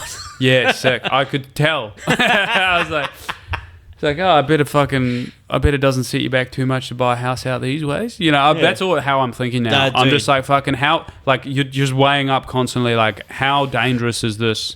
Like, I was on the phone to, like, one of my mates the other day back home, and he was like, yeah, bro, there's this house in Romunga for sale for $280,000. What? And Romunga's, like, dangerous. Like, it's fucking dangerous. And I was like, we were talking about it, and he's like, yeah, you'd probably only get robbed like 3-4 times a year. Like, you know, it's getting better. Like, we were like having that sort of chat. It was like $280,000 is like affordable, you know? It was like fucking, I got a mate that bought a house in Romunga, and he literally like, he posts statuses on Facebook every couple months being like, fucking that happened again, you know? So, you gotta watch, because you think a place getting gentrified, but sometimes you're just buying in the hood, you know, and it's just still the hood, like. Do you want to die? Yeah. Do you know how fucking much this would sell for? If I put it on the market today, it would be gone in 5 days, maybe a week after advertising. Do you know how much it's probably worth? $920. Fucking no way. Well, it's right near the beach and shit, though. Yeah. It's a great location and it is a nice house for this street. But like, it's like back in the day, like my parents. $920's fucked. We also have like having wog parents. They moved here. Oh, we moved here with nothing. Rah rah rah rah. I'm first generation, so they moved from a war fucking ridden country. Do you speak Greek? I can understand like pretty well fluently, but I'm not confident in speaking anymore because I rarely do. Yeah. But I can, like, if you talk to me, if I have to, I can reply. Right. But I know what you're saying, and I can reply in English.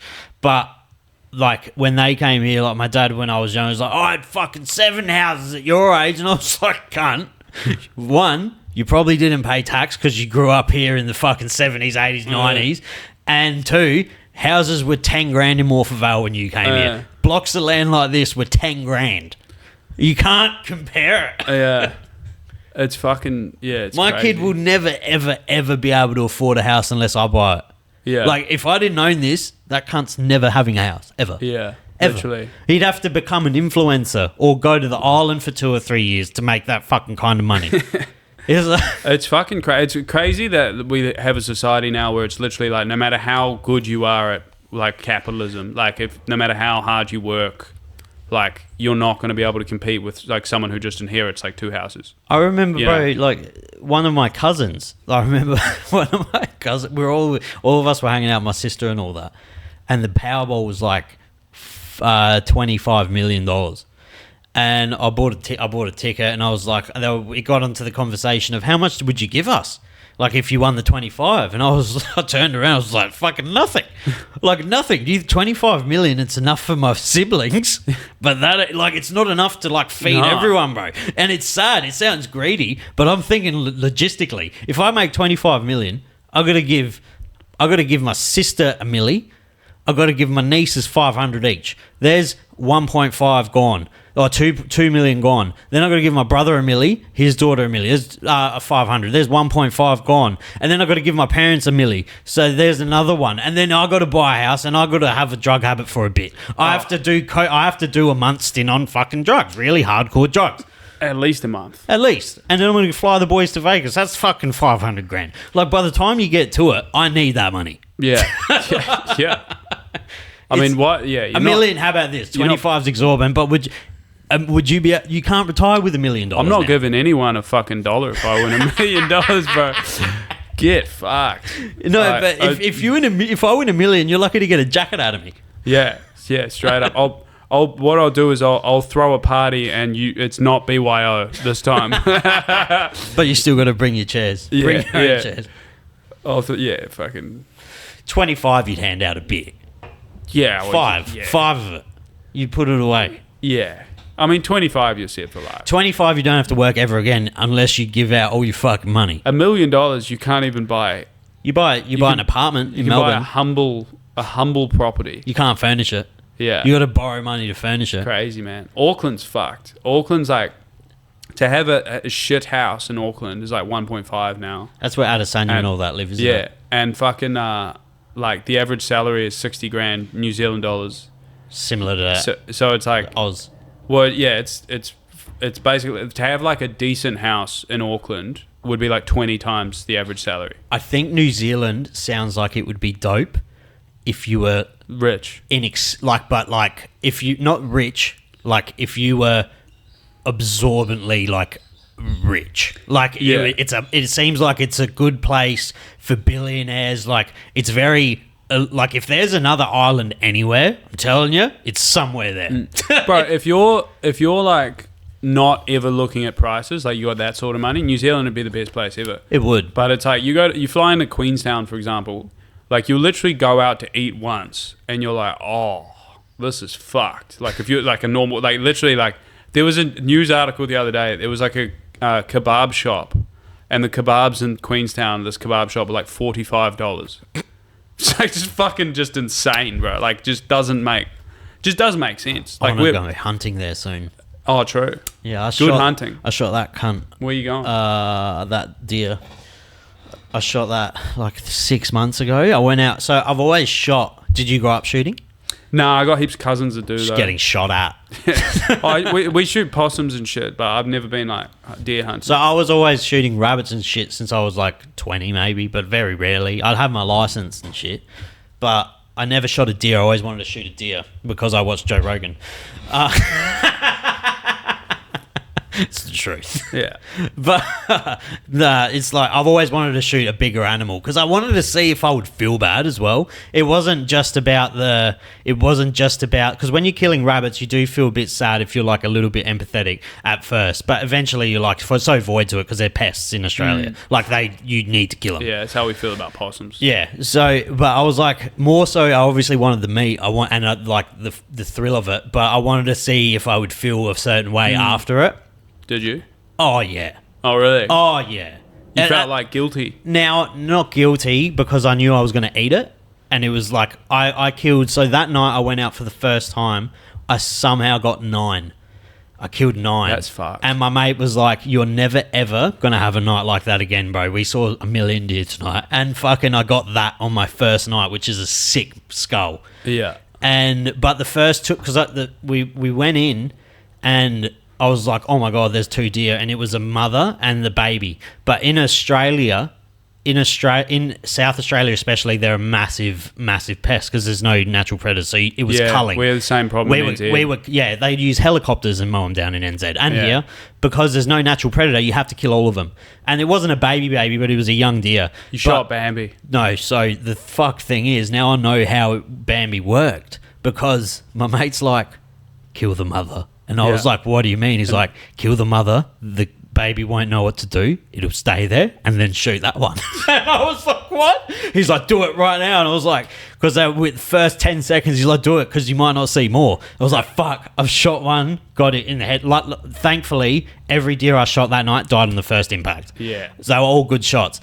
But this one killed it, and I was like, fuck, kill the other one. And then I was like, okay, I feel terrible, but I know, like, this meat... I know it's going to get eaten by I think I gave meat to 20 families. Yeah, that's 9 deer is a fuckload of meat. Who butchered it? Did you pay? Oh, really? Yeah. That's a mish. And it was a massacre. I'll show you the video. I rocked up to my parents' house at 3 a.m. with just 9 carcasses. With a ute load of... That's fucked. But I knew exactly where it was going to go. So I didn't feel bad. When you go to Woolies, you're buying a pack of meat, there's 27 different animals in the mincemeat. Yeah. They've been tortured. Yeah, I used to work at a meat factory, bro. It's dark. Grim. You see the trucks coming in and they have little eye holes They have like little slats where they all look out and their eyes look terrified. I'm not going to get on my high horse and be like, oh, everyone should hunt for their meat, because it's fucking not well, you for can't everyone. do it. It's a privilege. Yeah. Bro. Most people can't do it. Yeah, you know? but like, I will eat. I will happily eat fucking like Woolies meat. I'm not a fucking. No. I'm not an idiot about it all. But if people hate on hunting, but That's fucking then stupid. go do that, Yeah. there is nothing more sad as an animal lover than seeing how those big farms run. Yeah, the only people who can hate on hunting is vegans, and even then, like, I got a mate who's vegan. It's a fairer fight. Yeah, I got a mate who's vegan who's like, I reckon hunting's good and necessary in Australia and New Zealand. Like, Well, 'cause we have all these introduced fucking. I knew animals. no, he was vegan. I knew a fucking vegan. Oh, I think he was a veggie, actually, sorry. And he ate oysters. Because oysters don't have anything. Like, they're literally if you want to be like technical, oh, they're a cell organism. No. An oyster, painless, no brain, nothing. Yeah. They don't communicate, they're nothing. They're literally a rock with a fucking meat in it. He ate them, and when I went hunting the first time, he was willing to eat the deer. He hadn't eaten red meat in like 20 years. He ate the deer because he knew that I hunted it. He tried it. He hated it. His stomach couldn't handle it because he hadn't eaten meat for that long, but he tried it because it's a fairer fight. When a deer sees a car, bro, they're so much quicker than us. They're not smarter, but they're quicker. Their reaction timing's like instant. When they see you have fucking 2 seconds. Yeah, well, they're prey animals. Like, they've evolved to fucking bolt. It's you know? insane. Yeah. But then I don't give a fuck if cunts are vegan. It's gay, but like it's I was vegan for a stint, and then I just gave, because I was like, I feel like when you grow up, you learn about like the supply chains and meat industry and shit. And it is disgusting. Do you go vegan after the meat industry? Nah, vegan? I went before it, but I was like 18, bro, and I was just watching all these docos about like how the ocean's being like depleted of fish and how the fuck, you know, all the, and just like the meat industry is literally like a torture. It's like a concentration camps for like animals. Like, it's so fucked up. It's sad. It's very sad. Yeah. And so I went vegan for a bit, and then just sort of like I was like, well, none of this is getting fixed. Like, and I'm achieving nothing, and steak's pretty good, and I just gave up on it. And then you just couldn't be decided to fucked. say, fuck this, now I want to kill them all. And Yeah, just I work will, in a factory. Oh, the meatworks is fucked up. We had a meatworks down here, and it's haunted. We used to go gallivanting there when we were kids. That does not surprise me. Yeah, just fucking abandoned buildings. Do you have scary shit there? We got an abandoned meatworks up north. Break into it when you're kids and fuck around. I wouldn't let my kids within fucking. The whole town is like, you don't go there. What's the kind of crime? Is there like gang violence there, or is it just chaos? Yeah, well, yeah, there's quite a lot of gang violence in certain, but it's very like relegated to like certain areas. Like, there'll be like, and the cops just don't worry about it. There's a lot of people in New Zealand that like would never see someone in a gang patch like for like years at a time, and then there's like other areas where like you'll see it like every single day. Yeah. Like where I'm from, you see, you're very aware of gang members. Like you know, you see them like pretty frequently. It's similar to here when I was. It's a very, by that sounds, it's a very similar-ish area Yeah, probably. to here. There's places like, yeah. You would have fucking punched cones and drank 97 beers in a shed before, dude. Oh, mate. That's pretty much like, that's the you're vibe we're describing going for like, here. yeah. That's you're the describing vibe. my hometown. There was nothing better as a 16-year-old man than having a mate with the shed. Yeah. You know the mate. Yeah. his I was parent- that mate. You were? Yeah, I was. Yeah. I was just going to say had a good shed. the family life was a bit dysfunctional. Parents weren't as strict. Yeah. Oh, it's yeah. We had a good we had a sleep out though. We had a fucking big sleep Having out. the shed would be such a different experience to just being an Yeah. attendee of the shed. I had a mate live in my sleep out for like a year in high school. Nice. He just lived there. We just like smoked cones every day. Did you have to? What was the maintenance of the shed like? Did We you just keep punch it a hole in the wall every now and then. It was fucked. Yeah. There was no maintenance. It was like, So it was a proper one. it was fucked. It was like living in this. It was like I had a bed in this. That's a dangerous thing for a 15-year-old male. Yeah, it was not good. The shed, dude. Yeah. It's got to be Everyone, done. I think almost everyone, I'd love to know the analytics of where people have smoked weed for the first time in Australia. It's got to be a shed. It's got to be in a Gotta shed. be a shed. I did all of my first experiences were in sheds. Literally, like every first experience of note happened in a shed. Like I feel like sheds are like the backbone of this country. Not a lot of this people. culture. Not a lot of people put respect on. Do you have shed culture? Obviously, then We got big shed culture. Bro. like did you have the uncle or the older person you knew with pornos on the wall? Yeah, bro. You have in NZ what you'll see often in like poorer areas is you'll see a tarpaulin garage, where they have like a garage without a door, and they just have tarpaulin hung over it, and you'll just be someone's uncle in there just smoking cones all day. With like it's like a thing. With like a Hustler magazine or Yeah, just a bro, picture yeah. of like Pamela Anderson's tits. Yeah, and it'll just be diabolical. It'll just be fucking. And there's shit everywhere and unfinished projects. Yeah, Heaps and- of unfinished projects. They're just sitting there like with like whoever else just talking about something that they just don't understand. Like just World economics. it's fucking Bill Gates wants to, you know. Yeah. It's crazy to think that people used to think, because I've dabbled in the dark arts of conspiracy, but I got too close to the sun once and I had to physically stop myself from listening to Alex Jones for like, I don't listen to him anymore. It's a slippery slope. I got too deep into the Alex Jones thing because at first I was like, oh, it's funny, he's a fucking lunatic. And then he gets 2 things right out of 100 and you're Yeah. like, oh no, it's all right. I had that with Candace Owens. I fucking watched. Did you? Bro, nah. Well, I had a hungover Sunday once, and you know that Bridget Macron shit. Yeah. Where she's like Bridget Macron's man or whatever. I was like, this will be funny, and it's like a 6-part docuseries, and I got so invested. Like, it's good. It's fucking very well made. Like it is. I was like pretty convinced. I reckon she's probably a man. Like if you watch it, man, like. And then I was like, fuck, I spent the whole day just like cleaning my house, listening to it. And then I like sent it to the boys. I was like, you just gotta like, this is serious. And they were like, stop it immediately. Like, It's just fucked, bro, because I remember listening to Alex talking about Epstein a decade ago. Yeah, it's like crazy. it's so obvious he gets some things right, like the Bohemian Grove shit and so much shit.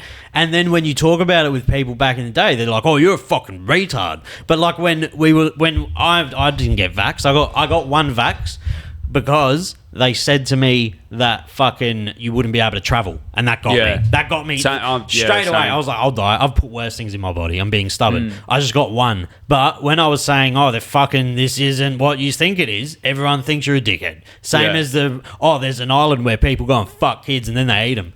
Sounds fucked. it does sound insane. It sounds My mum the other day, we were at the dinner table. She's like, "What's all this Epstein things you're talking about?" She watches this, and I was like, "You just." The only time she clued in was like, "And these motherfuckers killed Princess Diana." She was like, "That's what got her." That's how you get it. That's how you get them. So yeah, you got to have something for everyone. And fuck. It's a dark. Aliens is the one that's for me. That's my favorite, Bro, I choose to believe in aliens. Like, I don't. There's a few good sighting stories that are like, there's enough evidence for them that it's like, I choose to believe. Like, do you know about the one in Brazil in Vargas? I the think? school or whatever it was. Yeah, or a like- town. It was a whole town. Yeah, it was basically a whole town. Yeah, It was in like the 50s or something. yeah, and there was like a few people that were like, no, we saw a fucking physical alien, like, and they're like, yeah, it ran all their out the stories car. matched up and shit, and it's like the US sent the army there, and it's all documented. It's like, fuck. And they worked on it in a hospital because Yeah. it got injured. Like, why would the US send like military into a small town in Brazil out of nowhere? Have you ever heard of Withal or the Australian one? It's one of the most. It's probably the most solid one ever seen. Oh yeah, I have heard At the school? and the school, and it was like, all those fucking So they were at I believe it was. There's a fantastic, really young YouTuber. I will watch this back and I will tag this video in there. He's a really early creator who's made fuck all videos, and he made this documentary on this. I'll tag it below. It's like a school in Australia in the 50s or 60s or whatever saw a fucking UFO hovering like 10 meters above the oval, and every 300 kids, all the teachers, all saw the same thing. And then within an hour, Americans and army come, questioning. You didn't see that. Do you know what I mean? Yeah. The second, like it is undoubtedly, whether it's aliens from another place or it's us in fucking a million years, doesn't matter. Whoever doesn't believe it, in my opinion, I would die on that fucking hill. Yeah. I feel you, bro. I feel, I'm inclined to agree. How I think, sad if we're the only things here. How miserable. Well, that's scary as well. That's like scarier. Yeah. That's like, it's much, I like to think of Earth as like New Zealand, as like, it's like there's a whole, no, because cunts lived in New Zealand, they were like, there's got to be something out there, and then they found out it was like a tiny fragment of the world. I feel like that's how the universe is going to be. Be like, at some point in the future, we'll be like, fuck, like, there's definitely life. We're like Tasmania. I think it's possible that there's like, just like fucking, like there's not intelligent life like what we have, where they build structures and like machines and shit. But there'll be like just slugs. There could easily be like a planet of like dinosaurs. There's no reason like life has to evolve to a point where we're like, tool making mammals. You could easily just have like a whole planet of like octopus or whatever. That wouldn't be bad. Nah, it'd be You sick. hate octopus though, so you wouldn't do well there. I don't hate it. You just don't like it. Fucking Yeah. Sure. Help yourself. these are good, eh? Those cohibas are fucking nice. They're more I got a big... Where do you get them? The Aficionados Vault. He's an Instagram page. He like ships them to you and shit. How much are they? I'll have to. I'll put you onto him. I'll give you his details. While you're in Adelaide, you'll be able to grab a couple. Yeah, be keen as. Be keen as. So what... Are you doing a show every night? So I'm fucking... tomorrow night I'm doing like 3 or 4 spots. Doing a bunch of like random gigs. Gonna try promote my show, and then fucking next week, Tuesday the 3rd of March to Sunday the 8th of March, I'm doing gigs every night. The Austral, 8:15 p.m. You're doing them at the Austral? Yeah. Oh, dude, the Austral's a fucking spot to get wankered. There's going to be some antics there. Sick. It's such a fucking... Get wankered. It's like a hospitality crew spot. Yeah, true. Sick. And it's a good end of the city. Rundle Street's nice. There's actually a cigar shop opposite there. True. Yeah, I've had a few locals tell me I picked well, so I'm pretty like... Austral's a cool room. It's pretty hell amped for intimate. It'll be at the back of it. Yeah, It's like a... the attic or whatever. It's like I picked a small room because I was like I want to 50 people? Yeah, something like that. Yeah. I want to be able to sell it out. Do you reckon at this stage of your career, if someone just picked you up and say, put you in like the position of say some of these early adopters of Kill Tony where they do bucket pulls, or when they do bucket pulls at Madison Square Garden, do you think at this stage of your career you're confident enough to go on stage and do your first big show at a thing like that? Well, I think Madison Square Garden would be fucked. Like, that's a fucked example. For the first, but there's some people do it as their first gig. That's insane. Like, because it's not even like, I don't know, I'm used to comedy in like rooms that are like no more than like 100, couple hundred like max. So it's like, you have fun. Even if you get a laugh in a place like Madison Square Garden, it takes like 20 seconds to fucking display. Like, it's a fundamentally different. The timing and shit would be different playing arenas and stuff. Yeah, bro. Yeah, I don't know how anyone does a minute of comedy in a fucking arena, because you get one pop and the minute would be over. Like, it's weird. What's the biggest crowd you've played? But no, I would back myself on Kill Tony compared to like the amount of fuckwits that have like like. Do you think nerves would come? Nerves would be a massive factor. I'd get drunk for sure. No, I'd but have to just get drunk. Like when I see people, when I hear that people have had like 5 years experience and their set's not terrible, but it's shit. Yeah. But it's like, oh, it would be terrifying. It depends on the guests as well. Yeah, I if think you got Shane Gillis sitting there. Yeah, that's the thing, bro. It's like I would most like the whole Kill Tony sphere. I could pretty easily be like, fuck all these people, they're all scum or whatever, But then like if there was like one of my idols sitting on the thing, it'd be like probably a bit daunting. Who's your man? I don't know. I'm pretty fucking... Shane Gillis would be intimidating. Nah, Shane. He seems like a good dude. But like, I don't know. Louis C.K., pretty big fan of him. Louis C.K. Not the comedy, just the... Nah. Just yeah. just the kinks. Nah, his comedy's great.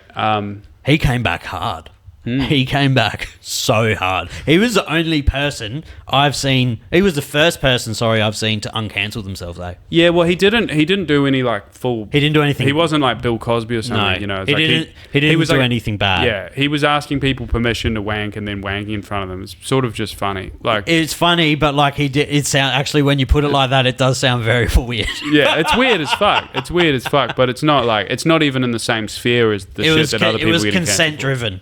It was a weird Yeah, kink. there was. Yeah, I mean, you know, Bring it back now. I didn't come here to defend Louis C.K.'s fetishes. But so Louis C.K. would do. What about like a Mark Norman would be terrifying. Yeah, I don't know. They all seem pretty nice though. I just think presence wise. Yeah, I don't know, bro. I reckon I could get a fucking. I'll just have a perfect minute. Like, I've done a lot. Yeah, I could put together a pretty good fucking minute. I reckon it's not hard. A minute is it? It's hard. It's hard, but it's also not hard. To fit, it depends how you got to fit it. Like you got to cut so much. Four fat. big laughs every 15 seconds. Just four 15-second setups. 4 big laughs. Just come out swinging. Yeah, you just have to fucking. Yeah, that'd be the way to do it. Is a comedy scene in Australia good? Compared to New Zealand, it's amazing. Yeah. Compared to America or the UK, it's fucking terrible. Do you, as a like Aussie, or no, not an Aussie, but from down this neck of the woods, do you think comedy translates well to America? Because I reckon you got to. That's not actually a good question. don't Do you know. have to alter your comedy to fit their audience and their style? Probably to an extent. I think anyone that does comedy in the same place for too long risks being like there's Kiwi comedians, for example, that only ever gig in NZ, and if you put them over here, they'd do bad because this shit is all New Zealand centric. Yeah. Which is very like sort of bad strategy if you're trying to, make it. In Australia you do get comics like that, but it's more international here, so it's I'd say that it's less common. I've never actually gigged in the States, so I'm not sure, but I fucking gigged in London and they love our shit. I think. Actually, I definitely. Aussies are killing it in London. I think Australians, like the average Australian, we're the funniest country pound for pound in the world. Because Americans are nowhere near naturally as funny as Australians. Yeah, I don't know about that. Do you reckon, like the everyday, if you, like there is way more pub fucking absolute hilarious cunts here than I think there's just weirder characters in America. Yeah. Yeah, there's some... They're what's unintentionally the funny. funniest... I reckon the funniest people in the world are Scottish. That's an accent thing for sure. Nah, bro, I've met so many funny Scottish cunts, man. They're pretty brutal too, aren't they? Because their country's such a shithole. It rains like fucking 300 days a year or something, bro. Everyone's just addicted to heroin. They're like vitamin D deficient, so they just like the only way to not kill themselves is just be like just cracking yarns, some of the best comedians in history have been Scottish, I reckon. Fucking yeah, I think the problem with Australia, I agree Aussies are really funny, but the problem is life is like sort of good here, and I think do you know what's very particular to Australian humour? Like drinking and getting gay. And like they don't play gay shit in other parts of the world. What do you mean? Like you walk up to one of your boys and you slap him on the ass. You know what I mean? Do they not do that in other countries? No. I found out in Europe. I found out good. Well, they do actual gay shit in Europe. Yeah, but fucking like the average bloke, I reckon, in like certain parts of the world, they don't do dick jokes like when you're drunk. I find that I think that's fake news, bro. Nah. I'm telling you, it's a thing. Do you do that? I think dick jokes are universal, mate. Dick jokes are, but not like grabbing it, Oh, yeah, grabbing the bro's dick is, yeah. That's like, you got to be boys. Yeah, that's what, I don't know.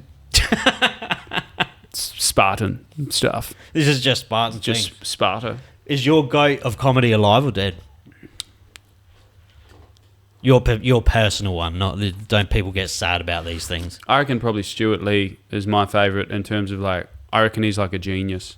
Stuart Lee. Yeah, you've probably not heard of him. He's Is like a comedian. he's a British comedian. he's a British comedian. He's like a fucking It's like if you nerd out on comedy for a while and then you watch his shit, you're like, this kind is like levels above. Like, Where's he from? he's UK. UK. Yeah, he's like London based. See, they have a pretty but similar sense of humour to us as well.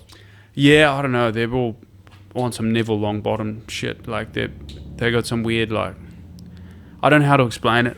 Like there's definitely like a distinct UK humour, which is like, I suppose like The Office is a good example.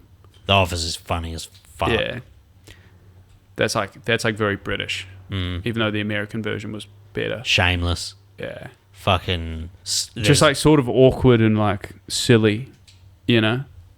I don't know. Do you like Jimmy Carr? Because I fucking think some of his stuff is fucking hilarious. I'm not huge on him. I think like, yeah, I agree. Like he's got some great. He's got some great but, like, bits. That style is just not to my taste. Like sort of one-liners is. I've never been like a big. I think when he goes off at an audience member's where he really shines. Yeah.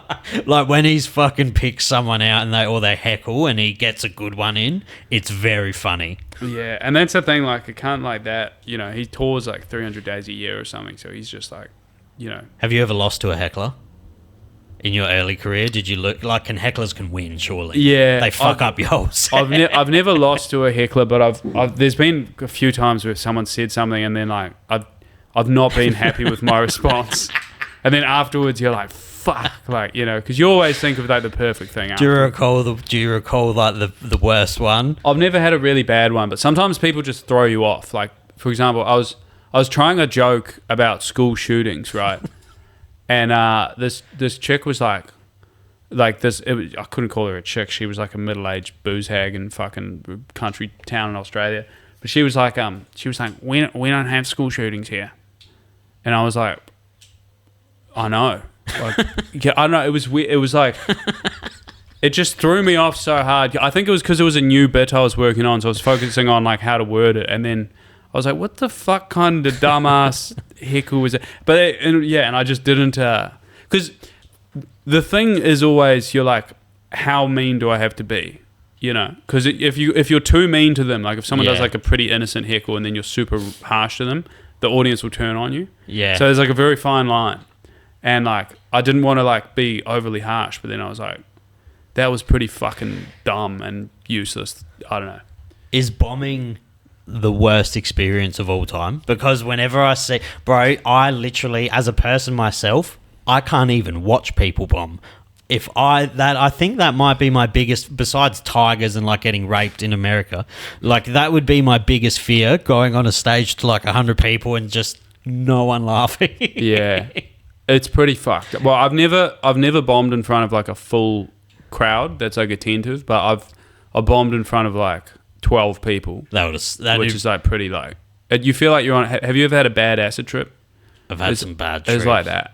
It's like a bad trip, you know, but it's completely self-inflicted. Like when you white out on weed. Yeah. But then like, I don't know. Once you get calloused to it, like I've been doing comedy long enough. I'm like, I'm sort of like enjoy it now. I'm like, fuck you. Like this is, you know, because it's all just part of it. You know, it's like if you're doing like MMA, it's like you're gonna get punched in the face. Yeah. You know, it's like same sort of thing. Comes with the territory. Like no comedians ever got funny from not bombing. Bombing is what makes you funny. I wonder how many comedians have done like 2 or 3 sets, bombed, and then not pursued it, and they could have been like one of the greatest of all time. Well, what's crazy, bro, is for every one person that's like that, you have like 100,000 who should quit. Yeah. You know, like there's counts like every comedy scene in the world, bro, will have like people that just rock up every week and they never do well. And you're just like, how are you not like getting, like, I don't know, it's crazy. Like you'll see people and they just go up and just get no laughs the whole time, and then they just come off and they just act like nothing happened, then do it again the next. Because their friends tell them they're funny. Well, I don't even know if they do, man. It's like, I don't know. It's a phenomenon. I think it's a popular thing at the moment now, though. Like comedy's incredible. Do you know why, bro? I was thinking about this the other day. Back when we were growing up, even you, I think you're old enough to like kind of respect it. Comedy movies were funny. Yeah. So like they were, yeah. No, but they've been funny for like 2 decades. Literally, besides, I'm a very big fan of Jackass. That's like one of my ultimate things. Man of culture. I always loved it. I've always been a YouTuber. I've always loved the Bam Margera universe. I always loved that thing. And when Jackass 4 came out, that's the last movie that made me cry laughing. But that's cheap humor. It's not comedic But value. like even shit like Step Brothers was like such a good movie. Step Brothers, Adam Sandler movies, fucking. You had Eddie Murphy movies that were fucking funny. You had Knocked Up, the whole Seth Rogen fucking thing, like everything. I And think the woke shit caused a bit of problems with that. 100%. But when was the last time you laughed from a movie? But the point is, I reckon people are moving over to comedy that would generally go towards movies because you don't get that funny movie anymore. Like The Hangover Part 1 is a fucking masterpiece. It's a funny bro. as fuck movie. It's a masterpiece. Or Borat. Borat was so good. Borat was a masterpiece. You actually raise a good point, hey. There hasn't been a funny film made in like 15 years. They can't do it because they sacrifice having to fill certain minority or sex fucking, like they got to tick all the boxes and they can't say this or this or this. It's fucked. But even like independent, but you'd think there'd be independent films. Actually, have you seen, it's not that funny though. Have you seen the Nicolas Cage film where it's like, it's called like The Unbearable Weight of Crushing Massive Talent or some shit? And it's got Pedro Pascal in it. Yeah. I thought that was pretty funny, but it's not. No, it's but not it's a like different type of humor. That's just Nicolas Cage being a weirdo. Yeah, it's not like early 2000s. Like, tell me when you're ever going to watch a movie that'll make you laugh as hard as Superbad. Like, never. The first time seeing Superbad it'll killed me. come back, man. I reckon it all comes in trends. So they had like a massive wave of political correctness during the 1980s, and a similar thing happened. Like, because people were like, they had the civil rights movement and shit, and then in the aftermath of that, everyone was like, they had like sort of their version of wokeness. And then in the 90s and early 2000s, the pendulum swung back, and we got all those movies. And then now it's swung back again, and it's like fucking people are like too sensitive to do it. But I reckon like the way the world's going, man, I reckon comedy's gonna take a massive fucking turn back to like people are just gonna stop giving a fuck about all that stuff. People are so sick of it already. Well, people also like certain things are coming back now. Like we've got heaps of it back. Like retard. The retards. Like, but I think kids' humor though is darker. Like more like as. Like I think it's more normal now to have darker humor like this. But sometimes it goes a little bit like the whole Holocaust not being real needs to. When you get to that level. Well, that's the problem with the internet, man. Is like you'll like not see a mate in like a couple years, and then you'll catch up with them, and they'll be like 6 million. Like like you literally. Yeah, I'll like go back home, like catch up with mates I haven't seen in ages, and they're like fucking the Jews are controlling. And it's like, bro, there's no Jews in this country, cunt. What are you talking about? Like there's just so much like people. Everyone's in their own like rabbit hole, and like It's Andrew Tate's fault, dude. some of it is. Some of it is definitely Andrew Tate's fault. Yeah. But the problem is, like, there's it's either Andrew Tate or, like, fucking, what's the alternative? Like, Kelly that's Holiday. the problem. Yeah, it's like Kelly Holiday. It's like, if those are the options, like, that's literally, bro, like, young dudes, like, those are the options. It's like Andrew Tate, Kelly Holiday, and you're like, well, fuck Kelly Holiday. That's how, like, I imagine if I was 16 and I was on the internet and that was, like, the 2 rabbit holes to go down, I would probably go down the masculine one. Yeah. But then it's fucking like you're 15, you're hell impressionable, and you got Andrew Tate on your screen in a fucking mansion in Russia, wherever the fuck he lives, 2 models next to him, and he's like, if you want to do anything with your life, you need to be earning $2 million by fucking 17. Yeah. Or you're a fucking loser. And then it's like your only job opportunity is like a factory or something. Yeah, and he's like, fuck, no, you got to sign up to my course to become a man. Yeah. And that's why all these young cunts are like, the idea of doing like a TAFE course. He's like, you get all these like delusional, but I'm just going to trade crypto. And he's like, no, you should be like a fucking... You should be playing Call of Duty and working at Woolworths. Like someone needs to lay bricks, like fucking... And there's nothing wrong with laying bricks. In fact, like I've got mates that are bricklayers and they're way richer than me. Australia is probably like one of the good countries that tradesmen's like, if you grind at it, I think you're on a good wicket in Australia. Then compared to other countries. Fuck yeah. And there's like still like this like weird sort of prejudice to it that like it's more like a class thing. I think like private school kids, like very few of them go into the trades because they're like, I'm too good for that or whatever. Someone needs to do it. I'm useless. I can't build anything. I always have to call tradies. I'm the least Yeah. handy cunt in Same, the world. bro. I'm terrible. If there were no tradies, I'd be fucked. Yeah. I wouldn't be able to fucking do anything. If Yeah. like I can't build anything. I get anxiety when I have to like pump the tires in my car. So Yeah, because I'm scared I'm going to blow it up. My dad never showed me how to fucking do it. It was just, fuck. it is what it is. Yeah. But it is getting late. Yeah. And you have some shows you're going to... And when after Adelaide, where are you going to be? Is that it? After Adelaide, I'm going to go on a quick 4-day bender for my birthday, and then Melbourne Comedy Festival. Melbourne Comedy Festival from 7 April to 19 April, doing a run of shows there, and then Sydney Comedy Festival, 2nd, 3rd May, and then New Zealand Comedy Festival. Dates yet to be confirmed, Yeah. Well, and then another bender.